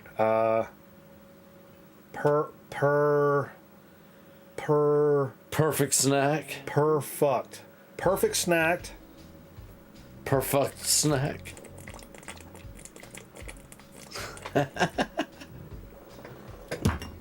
Or. So where did Dig of the Week. So where did the show go? Dig of the Week. Dig of the Week. What you got? Oh yeah, man. So, I showed my CD. Where do you? I'm waiting on you. Oh shit. My bad, man. You're currently getting multiple Whataburgers here in Georgia? No crap, Luke. No way, man. That's awesome. I've heard nothing but good things about Whataburger. Oh, dude, Whataburger's great. Carl's Jr. on the West Coast says green burrito. Oh, what's up, Zorlock? That's funny, man. Onion petals? The onion petal sauce, son. Yeah. That fucking shots of that shit. That southwestern zang. Mm-hmm. I'm about to shit those pants, Carl. All right, so this is one. This is my one true dig of the week. 5 for 5. Oh my God, Luke. Sorry. Yeah, 5 for 5 tacos is awesome. No. It's some of the fucking Arby's. Oh. When I worked at Arby's, we had the 5. I remember the 5 for 5. We had 5 for 5s, or you could get little original roast beef sandwiches. They were all small. No. They're not. They're small. They're not small. I mean, they were normal. 3 ounces. I could eat 5 of them. But they're also 3 for 5 beef and cheddars. And when I worked there, you got a free sandwich like when you went on your break or whatever, which is super cool. You work 4 hours. I had no. I was 19. Had no money. Yeah, but then like That's why I worked at a pizza place. I got to eat for free. But then the other deal was if you wasn't working and you came up there, everything you got Get was a half price. off. Yeah. So I was like, well, can I do like the 5 for $5 for half off? And they were like, yeah, everything's half off. And I'm like, yeah, I ended up getting the 3 for $5. But For $2.50. For $2.50 with 3 beef and cheddars for $2.50 and a large fucking fry. Yeah. Straight fry. Not curly fries. Do you want me to break this down? I just broke this down for my mom. Straight fry. She was enthralled. Here's my pitch here. And this is how I've grown since now, Carl. Since then. Because now I understand why because people just like curly fries because they taste so fucking good, right? Oh, they are good. Curly fries are like fantastic. I love curly fries. Oh, yeah. To me, this story is okay. Are you a filet guy or are you a ribeye guy? Oh, ribeye all day. 100%, right? All day. All right. So hear me out. I love Arby's curly fries, and it's probably the staple of the menu. Maybe even beyond the roast beef, if we're going to be honest about it. Here's the thing. Imagine the French fry carton, if you will, right? Yeah. Okay. So you got that little scoop guy. It's got the handle on it. Boom. Well, I know it. You're scooping it up. I know it, man. You're dipping it into the cardboard. You're dumping them in. You drop them in. You're shaking them in. Boom. Imagine the shape of curly fries.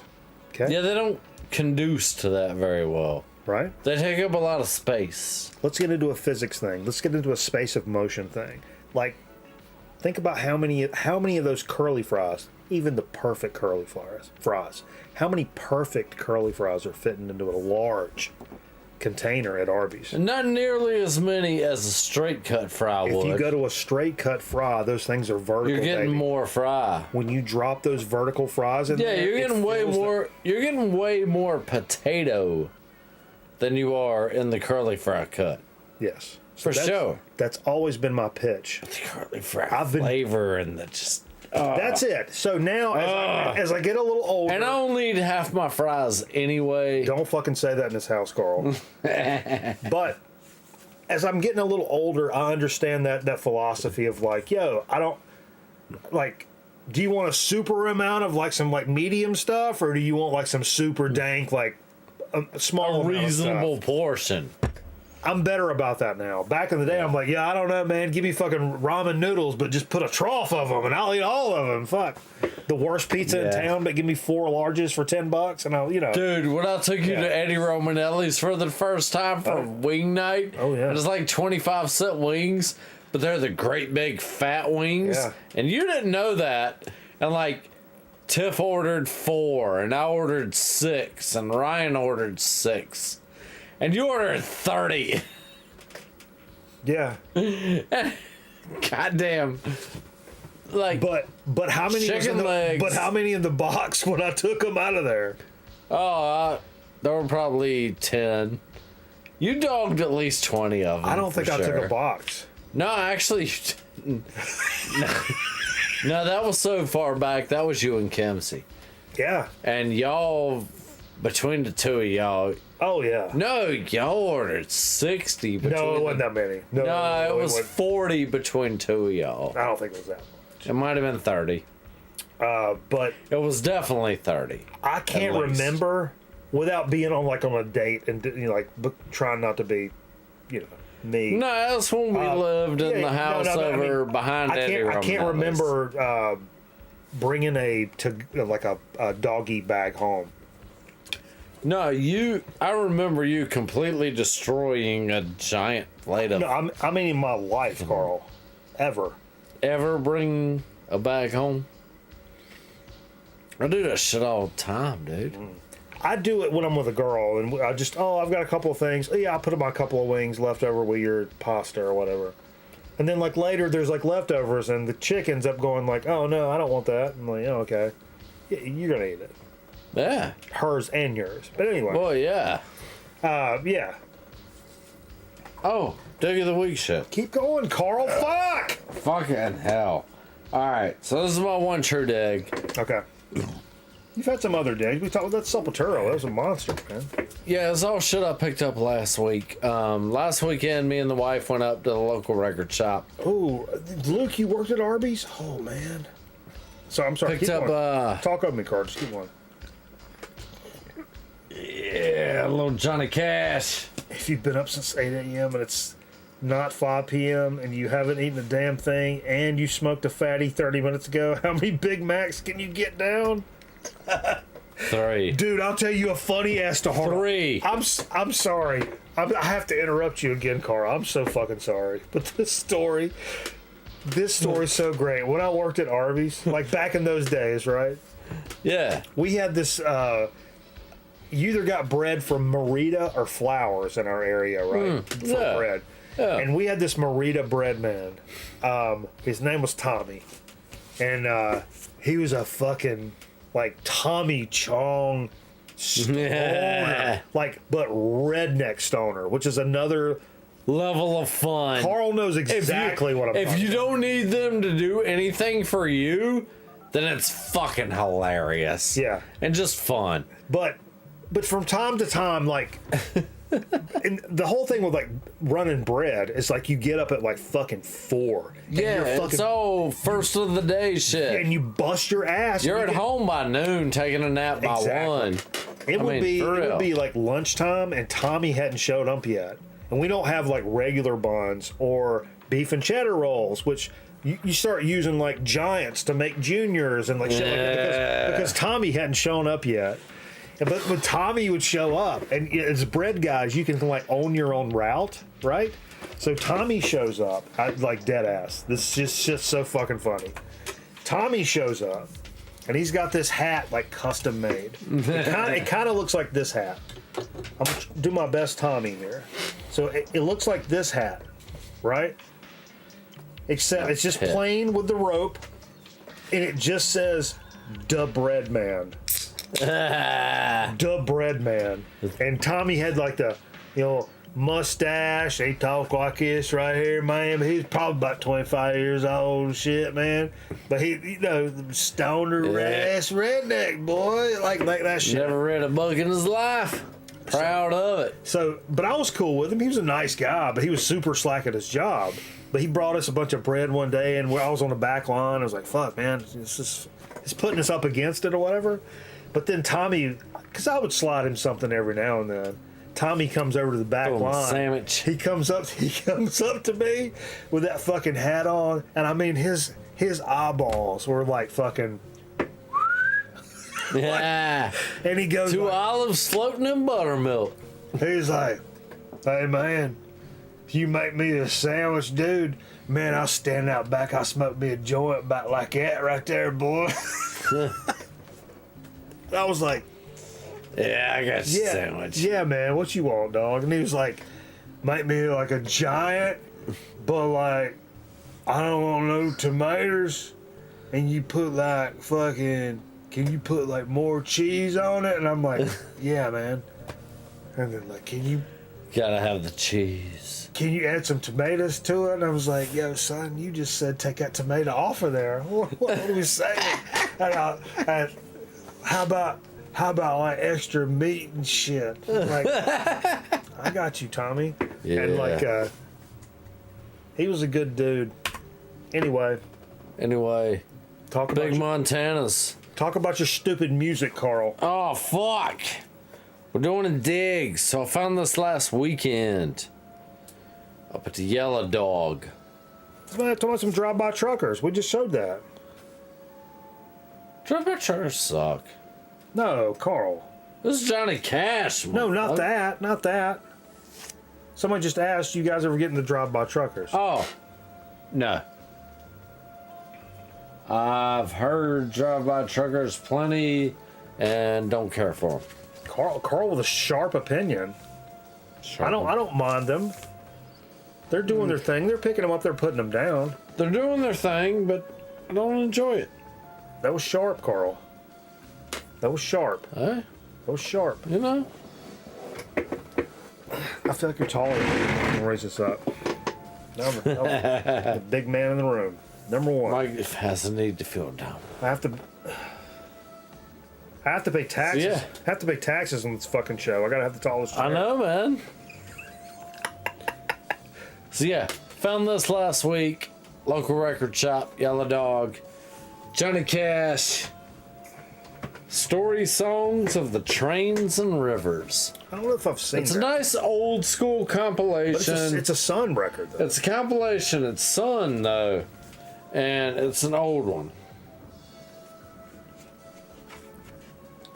Yeah, it's got There you go, Dan. Hey Porter. See, Dan took the high road, Carl. Blue Train. He said, that's okay. There's music for everybody. See? He Yes, took the there high road. is. You were being sharp and Dan's being cool, see? Alright, alright. Let me see. Yeah, that. actually I found- want to show that. I want to show that label of that fucking Sun. Yeah, that Sun label's pretty cool. Man, every time there's a Sun, you got to fucking show that label off. Oof. That's just parn right there. See, that was, That's parn. caught that in the local record shop. They, Oh yeah. they had it in the just arrived bin. And it wasn't crazy, was it? I actually caught it for free because I have enough, what do you call Store credit. Yeah, but not store credit. for Bonus selling bucks. Bonus bucks. Banana bucks. Yeah. Fart whistles. Yeah. I have enough fart whistles There it is. from spending money with these retards Okay. to well, We'll be right back. Jesus, fuck. sorry I still got banned. So yeah. They give you a credit for like every 100. It's either I think it's every $100 you spend. That's pretty cool. One of my You get stores did that too, man. $10 used record for free. So I scooped that one with some credit I had. Oh shit! Luke says he had a double Whopper. I'm liking Luke's cut of his jib right now. Oh yeah? Ooh, He tacking in a something? double. You know, one of my favorites is the triple from Wendy's. Solid burger. Get them tomatoes. Meat wall. Yeah, a meat wall. Instead of, because my propensity is like I'm wired to get like whatever the dollar burger is. Sweet. But it's so flimsy and tiny. Give me 6 of those. Cool. Stack 6 of those up. And I ate 6 Yeah. burgers for $1, and there's all this bread, but you don't eat all that bread. No. I'd rather have a big fucking honking meat burger. I think that's, For $5. Yeah. yeah. Sure. Honkin' meat burger. Sure. Sure. The old cameraman's been keen on the Sure. double quarter pounder from McDonald's. Because they're trying to do the whole fresh beef Correct. patty thing with What do the you think quarter about that? pounder. It's not bad, man. It's greasy. Yeah. It's definitely greasy. Yeah. I But mean, it ain't bad. favorite fast food burger, though? Like, you know, mainstream fast food. I got you. Not some local joint. I know. Everybody's got their local shit. Well, yeah, everybody's got the locals, and for me, it's PTs. But No, as far as like the mainstream, what say you, chat? Favorite fast food burger? I'm saying Burger King. As far as what I have access What to actual around sandwich? here, I mean, you go to Burger King. What are you ordering? Whopper. Boom, Whopper, top tier. That's a Whopper is such an underrated fucking burger, folks. Whopper, no mayo. I like mayo nowadays. Not on a burger. Can we tell that story again?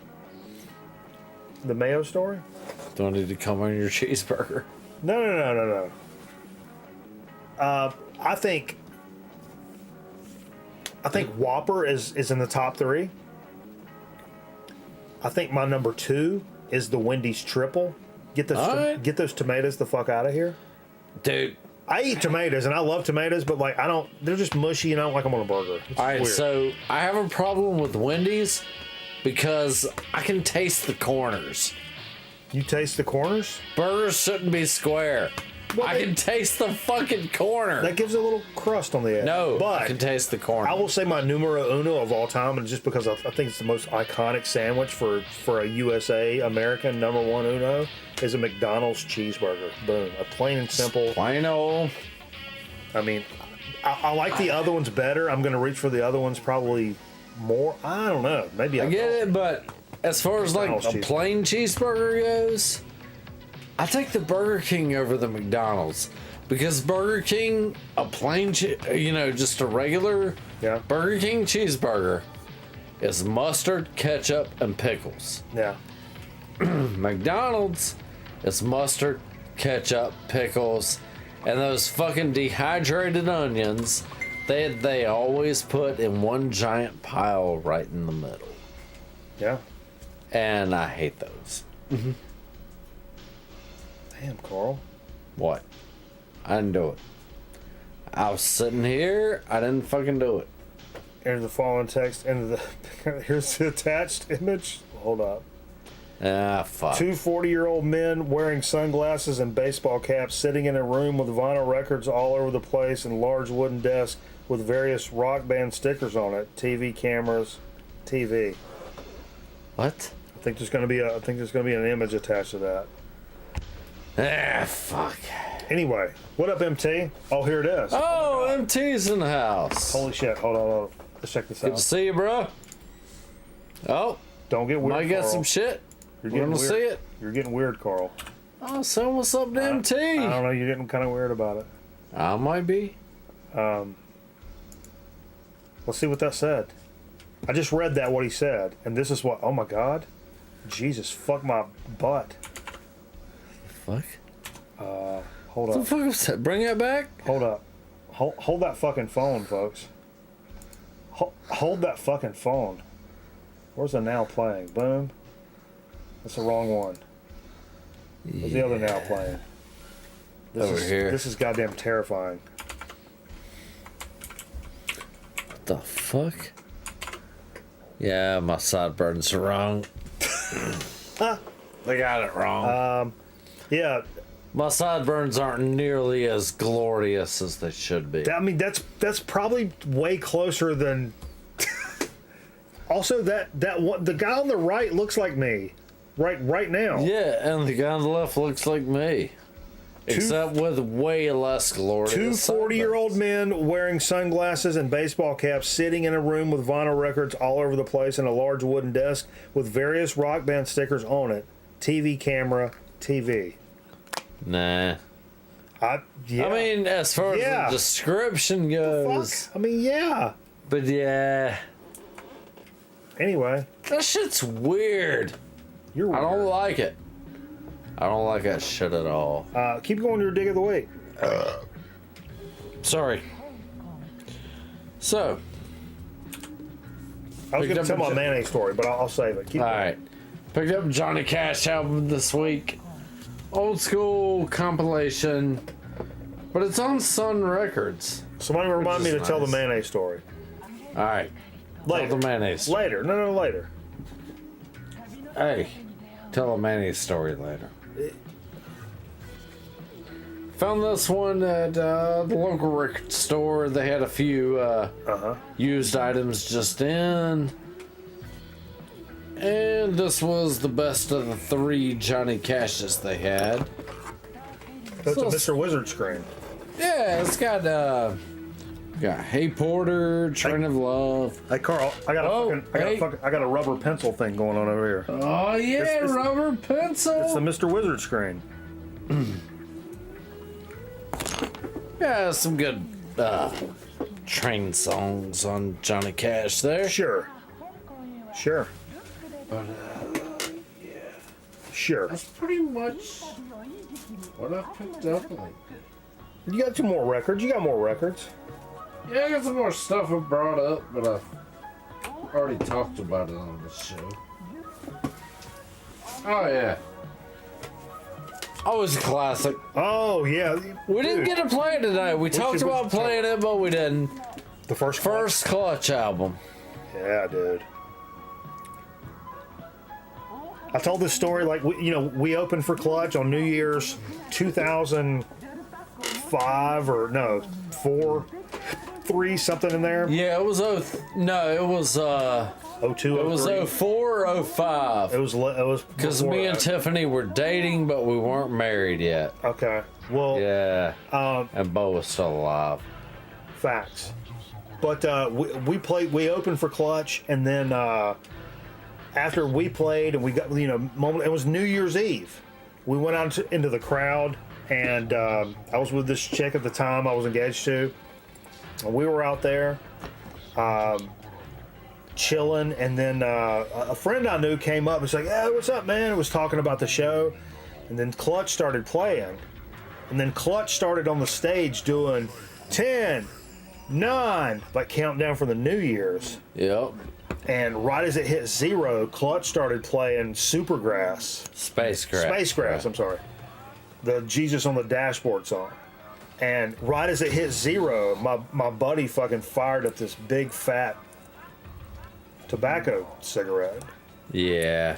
For everybody. And me and my chick at the time and the Pickle Meister. This guy, his last name's Pickle. He has a pickle in a trench coat tattooed on his forearm. He's a good homie. But we sat there and Jesus on the dashboard, and right there in the whenever it feels right. Man, it was one of those moments, one of those rock and roll fucking moments, man. 100% rock and roll moment. Rock and roll moment. Need new VHS for the alcove, Carl. Oh, we do. Primitive, future primitive. I want it. Hey, focus. Butt focus. Give me one of your records. I'll talk about it, Carl. Oh shit! All right. Football town in America. First thing I grabbed. Here, talk about that. Whoa. Oh, I've got an OG of this actually. Nice. That's a repress. Jane's Addiction. Nothing shocking. Holy shit! This album is freaking fantastic, man. Yes. But actually, Jane's Addiction, as much as I love these records, one of the only bands that, for me, I prefer to hear like a live recording of. Like Perry Farrell really overdid the delay and the modulation and shit when he was live. So those live recordings were always like, meep, meep, meep, meep, meep, meep, meep, meep, meep, meep, meep, and it always like fed back way too much. And I thought that really, really added to their music, honestly. I think their shit's cool anyway, but I think that really, really added to the experience. That's what, like Kettle Whistle, I love. Oh, dude, I love Kettle Whistle. I don't have it on vinyl, I've got it on cassette. My favorite Jane's Addiction song is Slow Divers. Smoke the Roach. Yeah, that's a good Jane's album. That's my favorite Jane song, period. Point blank, period. You want to show some more records, Cole? I had some, I had a bunch of live Jane's bootlegs on cassette back in the day. And, I think Dave had them on CD or something. That one where he's like, throwing a Birkenstock. This guy threw a Birkenstock. Yeah. Or Perry goes off on some fan. Yeah. He doesn't even understand fashion. Yeah. That's exactly right. Yeah. That's fucking awesome. But I thought those were like those. Yeah, grabbed the me way more than live Jane's was fucking something else, man. Something else. Heat. Yeah. So where we at? The steel drums on the live version of Jane Says exactly the Kettle Whistle. On Kettle Whistle, Yeah, absolutely. Yeah, I'd love to find Kettle Whistle on vinyl. Is it even out on vinyl? I'm not sure. I think I have a CD somewhere. I've got the tape. First concert was Jane's in '91 with Rollins openings. Oh, holy shit! Wow, dude! Wow! That's solid business right there. That's solid fucking business. That's. Did you say first concert? Yeah. But what was your first concert, Carl? Well, hold on. One that I chose to go to, or one that my parents took me to? I don't know. One that I chose to go to, because it has to be your first concert. Okay. All right, so there's two. I gotta claim two, man. Okay. So like I was like maybe 12 years old, 13 years old. I was really into Run DMC, and they came to Greensboro. Yeah. And somehow I talked my mom into taking me to the Greensboro Coliseum. Oh, that's dope. Why have you never mentioned To this? see Run DMC, LL Cool J, and Kool Moe Dee. What? Why have you never mentioned And that? I'm like a 12-year-old white kid Sure. in the Coliseum with Sure. pretty Sure. much completely full of black people. Sure. And yeah, no, I mean, it was a good time. Like, they cussed way too much on stage for my mom's liking for me being there as a 12-year-old. Sure. And I'm not sure how I managed to talk her into that in the first place. You have never mentioned this, I don't think, ever, of being on the show, Carl. Because man, I know your first concert to be Clash of the Titans. correct. Yeah. Which my mom also took us to. Yeah, And went to the show. that's awesome. And that's when she became an Alice in Chains fan. Oh, that's right. Your mom was actually at the show with you. Mm-hmm. She didn't drop you off. She fucking stayed. No, she had a ticket. Dude, She that's stayed. a huge fucking difference. It was a general admission show, She sat up in the Who went with you? Me, Bo, and Adam Ton. Okay, 2 friends and your mom. And my mom that drove us. Watch And Alice in Chains. She had a ticket, and we all sat up in the seats for a bit, 'cause it was a full general admission. And watched Alice in Chains. Then Megadeth came out. Then Anthrax. No. Megadeth, then Slayer, then Anthrax. And then Metallica. No, there was no There was no Metallica? Oh. No, Metallica didn't do Clash of the Titans in America. And some of the dates Alice in Chains weren't on, Suicidal Tendencies was on. But this is when Alice in Chains just came out with Man in the Box. Correct. And my mom was an Alice in Chains fan ever since. She went to see him like 3 or 4 more times. When my mom was trying to teach me how to play, she's the one that taught me guitar initially. But I remember I had VHSs of like Nirvana Unplugged, Alice in Chains Unplugged, and I would pause it with the fucking wavy lines and shit, like in between, the pause lines are doing this, and I'm asking my mom, like, what's that chord? And she's like, I don't know, it looks like an E minor, but I don't know, the whole screen. Everything's all wavy and shit. Everything's jumping, and I would pause it between chords and say, what is that? She was like, that's E minor. Well, that's G. And I'm like, okay. I write it down. Boom. And that's the thing. Next thing I'm trying to play something I saw on Alice in Chains Unplugged. From me pausing the fucking VCR. Because you knew what chords it were. Well, I mean, yeah, she did. Figured it out. She did. Yeah. Yeah. Anyway. Hell yeah. Keep going. You got something else you want to show? I mean, there's a football town in America. I mean, we can take all night and just make it a big football town in America. Let's waffle it. I ain't got no beer, though.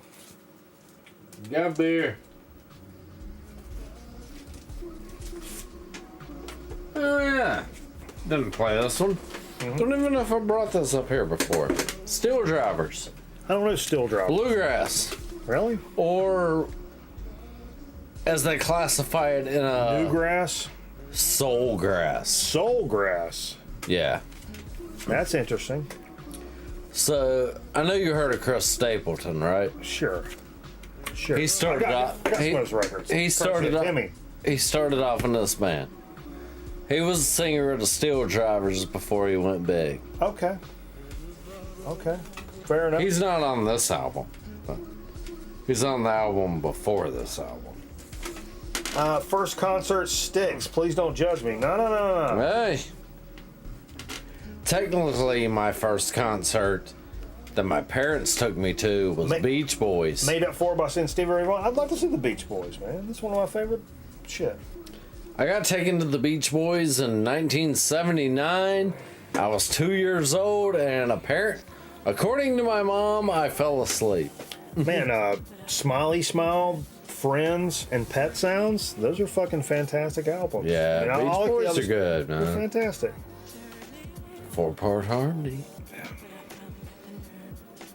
So yeah, that's pretty much the shit I gotta talk about. Hey, we got some chips or something to talk about? Yeah, let's take a quick commercial break. That was Yeah, big as because the I gotta hit the head. Okay, fair enough, Carl. We'll take a quick commercial break and be back here with some other program notes that we'll get to here on the Grown Man Record Night program. Appreciate you guys hanging out with us. You can do anything with your Friday nights, but you choose to do the right thing. You choose to do the freaking right thing. The right thing is right here, baby. Yeah? Yeah, yeah, yeah. Yeah, yeah, yeah, yeah, yeah, yeah, yeah, yeah. But I finally got the nerve.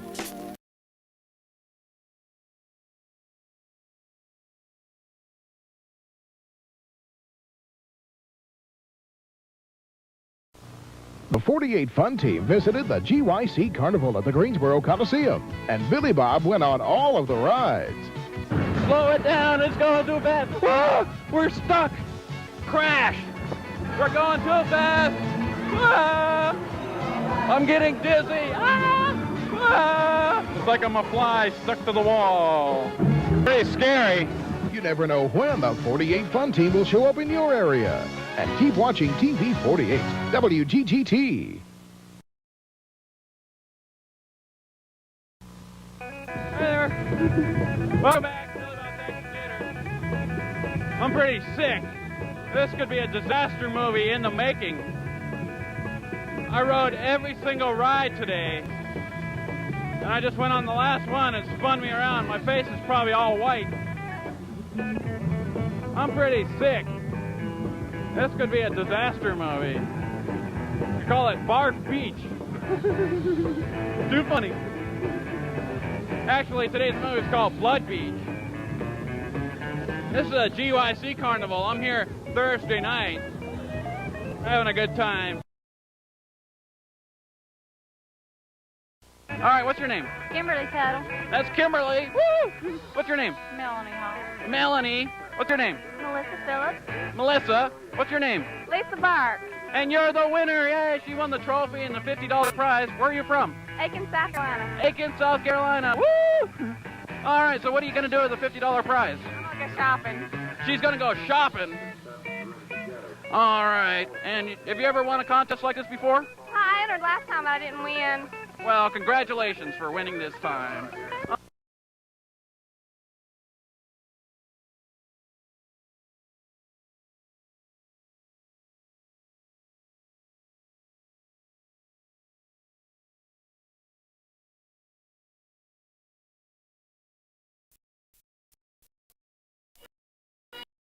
Can I hit on my free sub, please? No, I'm sorry, it doesn't work that way. You take your Amazon Prime, you link your Twitch account, then you get one free subscription to your favorite Twitch channel, like a Grown Man Record Night. I like it at Mikey Bananas. He a funny guy, and a good looking too. Jay, not so much. Oh, I understand. How about some free soup then? Link Amazon Prime to your Twitch account and subscribe to Grown Man Record Night for free. You gain access to sub badges and exclusive chat emotes. Subject to credit approval, void where prohibited by law. See Twitch broadcaster for complete details. Grown Man Record Night will be back in a minute. Stick around.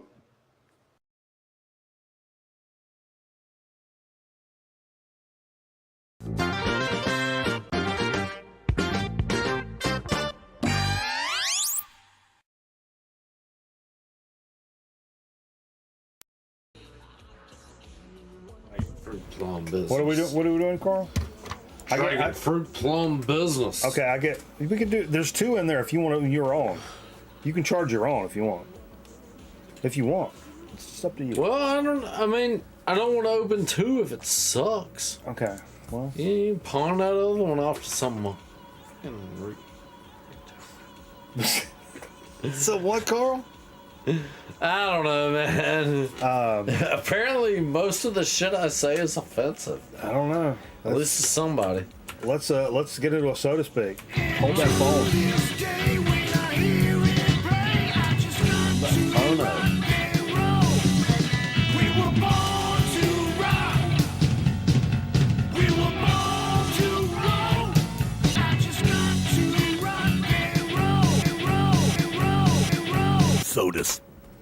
hold that phone before I shit those pants.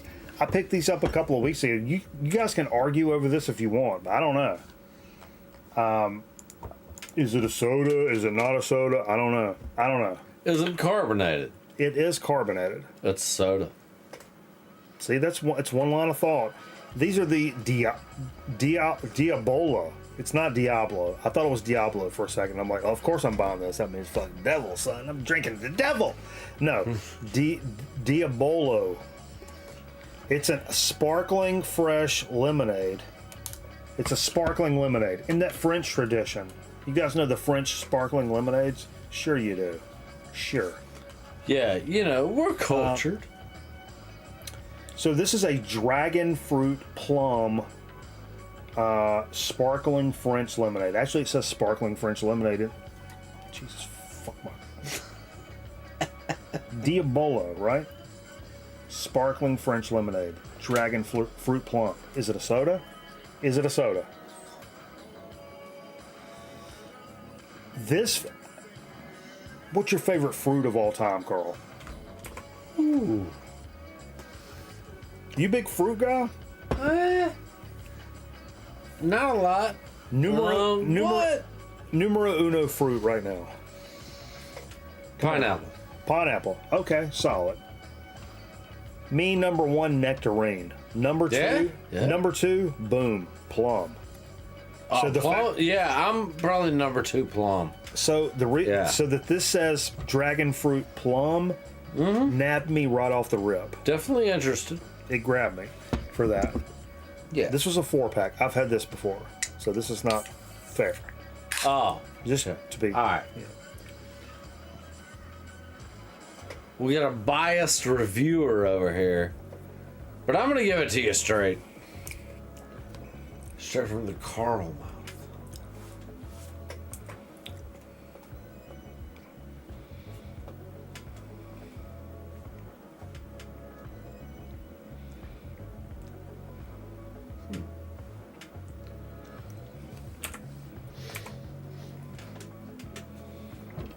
Not as plummy as I thought it'd be.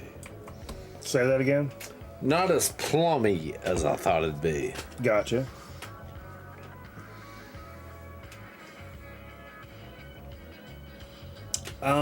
Maybe in the process of this, I kind of sort of maybe got lost in translation. That it was at the core of this beverage, it's a sparkling French lemonade. Yeah, I kind of get that. It's I catch the plum flavor a little bit. Dragon fruit is more heavy. I think everything takes way second fiddle to the fact that it's a lemonade. I think it's very tart. You definitely get the tart lemonade of it. The dragon fruit or the plum. I mean, we could split hairs on what that is all day long. I don't really taste split hairs, Donnie. I don't taste either one of those really at all. I catch a hint of it. I taste something else in there that's not lemonade. Right. But the lemonade is so pronounced that it kind of overshadows that fact. Yeah. But is it a nice, refreshing, sparkling lemonade? Sure. Yeah, it's a good beverage. Sure. It's a good beverage. It's a refreshing I was kind of let down in the fact that I thought this was going to be fucking Plum City, and it's not Plum City. It is not Plum City. It's Citrus City. But you come in after mowing the front yard, get a nice cold one of these on the fridge. If you drink sugar, it'll refresh you. Sure. It'll refresh you. For as tart as it is, it's also really sweet at the same time. Like to where it makes your teeth hurt, kind of like sweet. Mm. You know what I mean? Whoa. I don't drink sweet. I don't drink sweet sodas. Dude. You know what that whole big gulp mouthfeel just gave me? Pregnant? You wish. Almost the exact same taste and feel I got after taking a big gulp off that Red Bull I drank earlier. Oh, I feel a Red Bull thing. And you know what I love about that's a Red Bull feel, dude. That energy drink kind of taste. Yeah. I think it's guarana, which tastes like bubble gum. Yeah. Used a lot in South America. in South American sodas. We've got some guarana sodas. Oh yeah. They're like sweet, and you fucking take a big chug, and like, it tastes like Hubba Bubba. It tastes like bubble gum. Yeah. Which is great, really. But so yeah, it's not bad. It's not great. looks like some shit they'd drink in San Francisco. Hey yo, fucking shots fired. Holy shit, yeah. Bobby Gas. Oh yeah. Had to quit fishing tonight. Started to rain, and I don't fish in the rain anymore. When you putting the line next in, brother. Oh man, I need to, Bobby. We've been talking about doing a little nighttime. I'm so glad to see you, Bobby. Going fishing in the dark. I've been really thinking about. I've been talking about to Jay about doing a little nighttime catfishing as it starts to get a little bit more of the summer weather. Go down on next to the dam here at the Yak and Chain High Rock where they fish. At the spillway. Well, High Rock where High Rock is my home lake. A couple of Bassmasters Classics fish there. I mean, no flex there, but you know. But no, that the dam on the backside which goes to Tuckertown, is there's a little place where they release water and stuff. Yeah, the spillway. And it's like an open just park kind of thing. You can just go catfishing there all day, all night, whatever. I'm like, yo, let's get some lights and some bait, and let's go, little flask of liquor. I mean, what fisting. Cat fisting? Cat fisting. The fuck? Otherwise known as noodling. Oh, I've noodled. Well, I told you about noodling. Stick a hand in that hole. Dude, cat fist it. I've told this story a bunch of times on the show. My noodling story. I went up to the mountains with Chris Mills, and his grandparents' house, and we went noodling with his grandfather, right? And I'd never seen this before. It wasn't called noodling. They just said, "Hey, we're going fishing." I'm like, "Yo, I'm going cat fisting." No, I was like, "I've been fishing my whole life. Cool." And so we got down to the lake or whatever, or the creek. And we're all hanging out, and I'm stoked about it. And I'm like, "Where's our rods?" And I'm like, "No, we don't fish with rods." And I'm like, "Huh? Say what now? What? You got a cast net or something?" And first of all, these old motherfuckers, when they got in the water, we were like 14, and they were probably in their, late 50s, early 60s. Seems like old motherfuckers then. Like us now. Yeah, exactly. And but they had this tradition: they'd get in the water, and they were already drunk. Oh, of course. Of course. Drunk as shit. Well, that goes without saying. And they go like, we got this tradition. Everybody pisses their pants. So as soon as you get submerged, you piss your pants. That was their tradition. I'm like, yo, I'm not about to piss my pants. Dude, but we're just laughing. Surfers do that too. But anyway, and I'm like, as soon as I hit waist deep going to paddle out, I'm pissing myself. Anyway. So, but it's the same kind of looking creeks that I grew up wading around in. I'm like, yo, there's one single reason I'm not doing this right now. I was I'm not doing this. And I was like, snakes. There's snakes all over where I grow up. If you're in a creek with all that, hey, yo, no way. Water moccasins, a cottonmouths, copperheads. Oh yeah. Anyway, but they were like, there's too much lime in the water. This is the mountains of Virginia. They said it's not like where you're from. There's too much lime in the water. There's no snakes. I mean, like, no snakes. I took their word for it. I'm like, okay, these are old motherfuckers. They're like, no. I'm like, no, nobody in their right mind would be sticking their hands up underneath shit with their snakes. Anyway. Yeah. Anyway, so they teach me how to do it. You're running your shit along the bottom of the bank, right? And you fill these little holes. And you stick your finger in the hole like this, You guys have all done that, right? Yeah. You stick your finger in the hole, and then you feel a little like on your finger, and you kind of grab it, and you basically lip the fish. You pull out, and they had what they called suckers. Kind of a smaller fish, a little bigger than bluegill, kind of like sucker. They pull a sucker out. So a couple of the old guys did that. I was like, oh, that's cool. And I felt a few nibbling on my finger, and I couldn't quite grab them because I didn't know what the fuck I was doing. You know what I mean? Right. But it was a lot of fun. I was like, this is so cool. And then this one guy goes like, oh, there it is. And he kind of yelps a couple of times, but then he goes, shaboosh, and he pulls this gigantic snapping turtle out of the fucking creek. Snapping turtle? And I was like, done. And me and my buddy, whose grandfather it was, we both got out of the fucking creek, and we're like, nope, nope. And they're like, oh yeah, by the way, there can be some snapping turtles down here. Yeah, you just have to, if you feel the end of your finger like really getting chomped on, you have to kind of like, you have to, no, fuck that. No. Fuck that. But that was my noodle experience. But I will go offshore 5 miles on a 16-foot boat and like reel in fish, but I will not stick my fingers or hand up in some random underwater hole in a river. You know what's kind of fun was because there was the holes along the bank, but then we got to like the bridge embankments. And start fingering around in those. You feel holes in that's where I got the most bites. You stick your fingers in there, you feel all these little fishies go like on your fingers. It's really weird. It's so weird. But anyway, that's my before. It was 20 years before I'd heard the term noodling. They just called it fishing. That's Callaway, Virginia. They just called it fishing. Callaway, Virginia, where every convenience store, they only sold Busch Light and candy cigarettes and Mr. Pibb. Nobody got a Pepsi. Nobody got a Coke. They sold Mr. Pibb and Busch Light. I don't know why. Because they didn't have a distribution deal. Stores feel like the whole cooler is nothing but Mr. Pibb, and the next one is nothing but Busch Light. Singles, cases, fucking 12 packs. 6 packs of Tall Boys, but it's all Busch Light. And the next one's like cases, single, like Mr. Pibb. That's all they had. I don't know what it was. What's wrong with you? It's the weirdest thing I've ever seen in my life.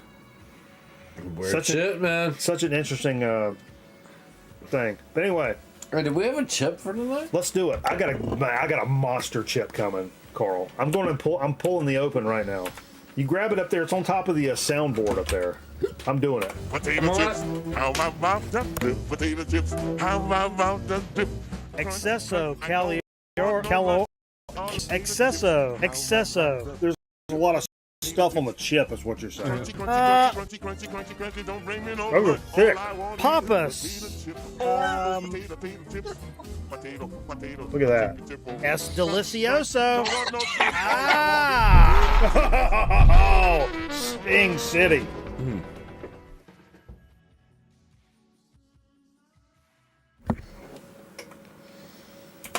All right, here's the really interesting situation about this week's Chip Chat. Is me and the kid been going through it here in the last little bit, and like I picked this bag up. I just happened to run across him in the. What's up, Corky? Corky doesn't need to be in here. Come on, buddy. Yeah. He's the one that scratches records. He's a record scratcher. He's a big gentleman, but he loves some records. He'll scratch the fuck out of them in like 30 seconds. He'll beeline, and all of a sudden, like he starts doing this, and then like looking at you, like, fuck you. Yeah, it's crazy. Anyway, I bought these, and like 30 minutes later, I got a text message from the kid. It's like, yo, check these out. Yeah, it was the same shit. She's on the road. I'm like, yeah, I just bought them 30 minutes ago, and I bought them for the show. She's like, oh my god, yeah, but yeah. Oh yeah. It's like, you're my fucking kid. But dude, I haven't seen the BLTs. Utz's Mike's Hot Honey. Here's the cool thing about this. Carl, read this. Read the description. Read the description. Right. Read the description. Y'all got a description to read. Yeah, read it up. Read it off. Get ready to experience game-changing hot honey flavor. Utz teamed up with Mike's Hot Honey to cover our classic Utz potato chips with a 1-2 taste punch of honey flavor, then heat. Can you not do this like Uncle Remus? Jesus Christ, you're going to get us banned off every fucking social platform known to man. The reason I wanted to buy these in just one bite of the cereal. Okay. Delicious chip. You cut off. We'll have you reaching into the back for more. Okay, fair enough. See, that's just a regular read. Well, hang on to him. Half time. All right, but look, sauce. Yeah. The reason this was, I found these and then the kid texted me 30 minutes later. Yeah. It's because a year or so before that, the kid got me this for Christmas. Actual Mike's Hot Honey. If you've never seen this, if you've never tried it, that's a little stratified right there. But it's fucking spicy ass honey. Yo, this shit is so good. But a chip going down this direction. Let's see. It's gotta be good, right? Walls. She said they're actually like really fucking good. Man. You know what? In this day and age, fuck Lay's. Because I pulled just a minimal handful of these out of the bag, right? Forget the flavor for a second. Look at these chips. Look at the fluff. Super big, big chips. Yeah. With a little bit of dexterity to them. Lay's are bags of a bunch of crumbs. Yeah, they are. Oh, wow. Mm-hmm. Oh, yeah. Oh, wow. That's some business. It's like a honey barbecue. Uh-huh. With Really? a little more cake. A little more kick and way heavier on the honey. You taste that honey flavor. Wow. And there's that nice background spice. I'm not quite sure where it's coming from. Mesopotamia. Maybe. Holy shit. These are fucking delicious. One of the better chips we've done this year. Oh, these are good, dude. Honey powder, salt. Don't read that. It's gonna be crazy. Oh, paprika and turmeric. Here we go. That's where the fucking Turmeric? turmeric and paprika. That's where that kick comes from. You know, I was last years old before I realized there's an R in that, and that it's turmeric and not turmeric. Yeah. I heard it on a commercial. I'm like, why are you saying it all stupid? And then I looked it up. I'm like, oh shit. I'm fucking retarded.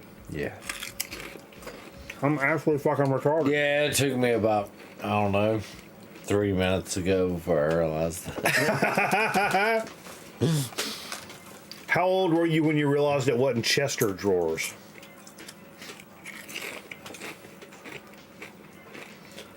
I was a kid. How about tennis shoes? Did you put on your tennis shoes? Never had that one. Although when I was a little kid, I always believed the trees made wind. Like the trees moved and were responsible for creating the wind. This guy's a moron, folks. No. Me and Cameraman both thought life before like 1960 was in black and white. Like actually, like not like people couldn't see color. Not television, but life was black and white. Like everybody that lived then couldn't see in color. Like low key. And then like when you aged into it, you could see in color. Like low key, I still kind of think that. I think I wasn't alive then. I think that shit was black and white. It wasn't. There was no color. You guys didn't know anything. Well, that's fun. They were way too racist. They're what? Did you just say, God, I hate this? Like Howard Merrill Kalin and the...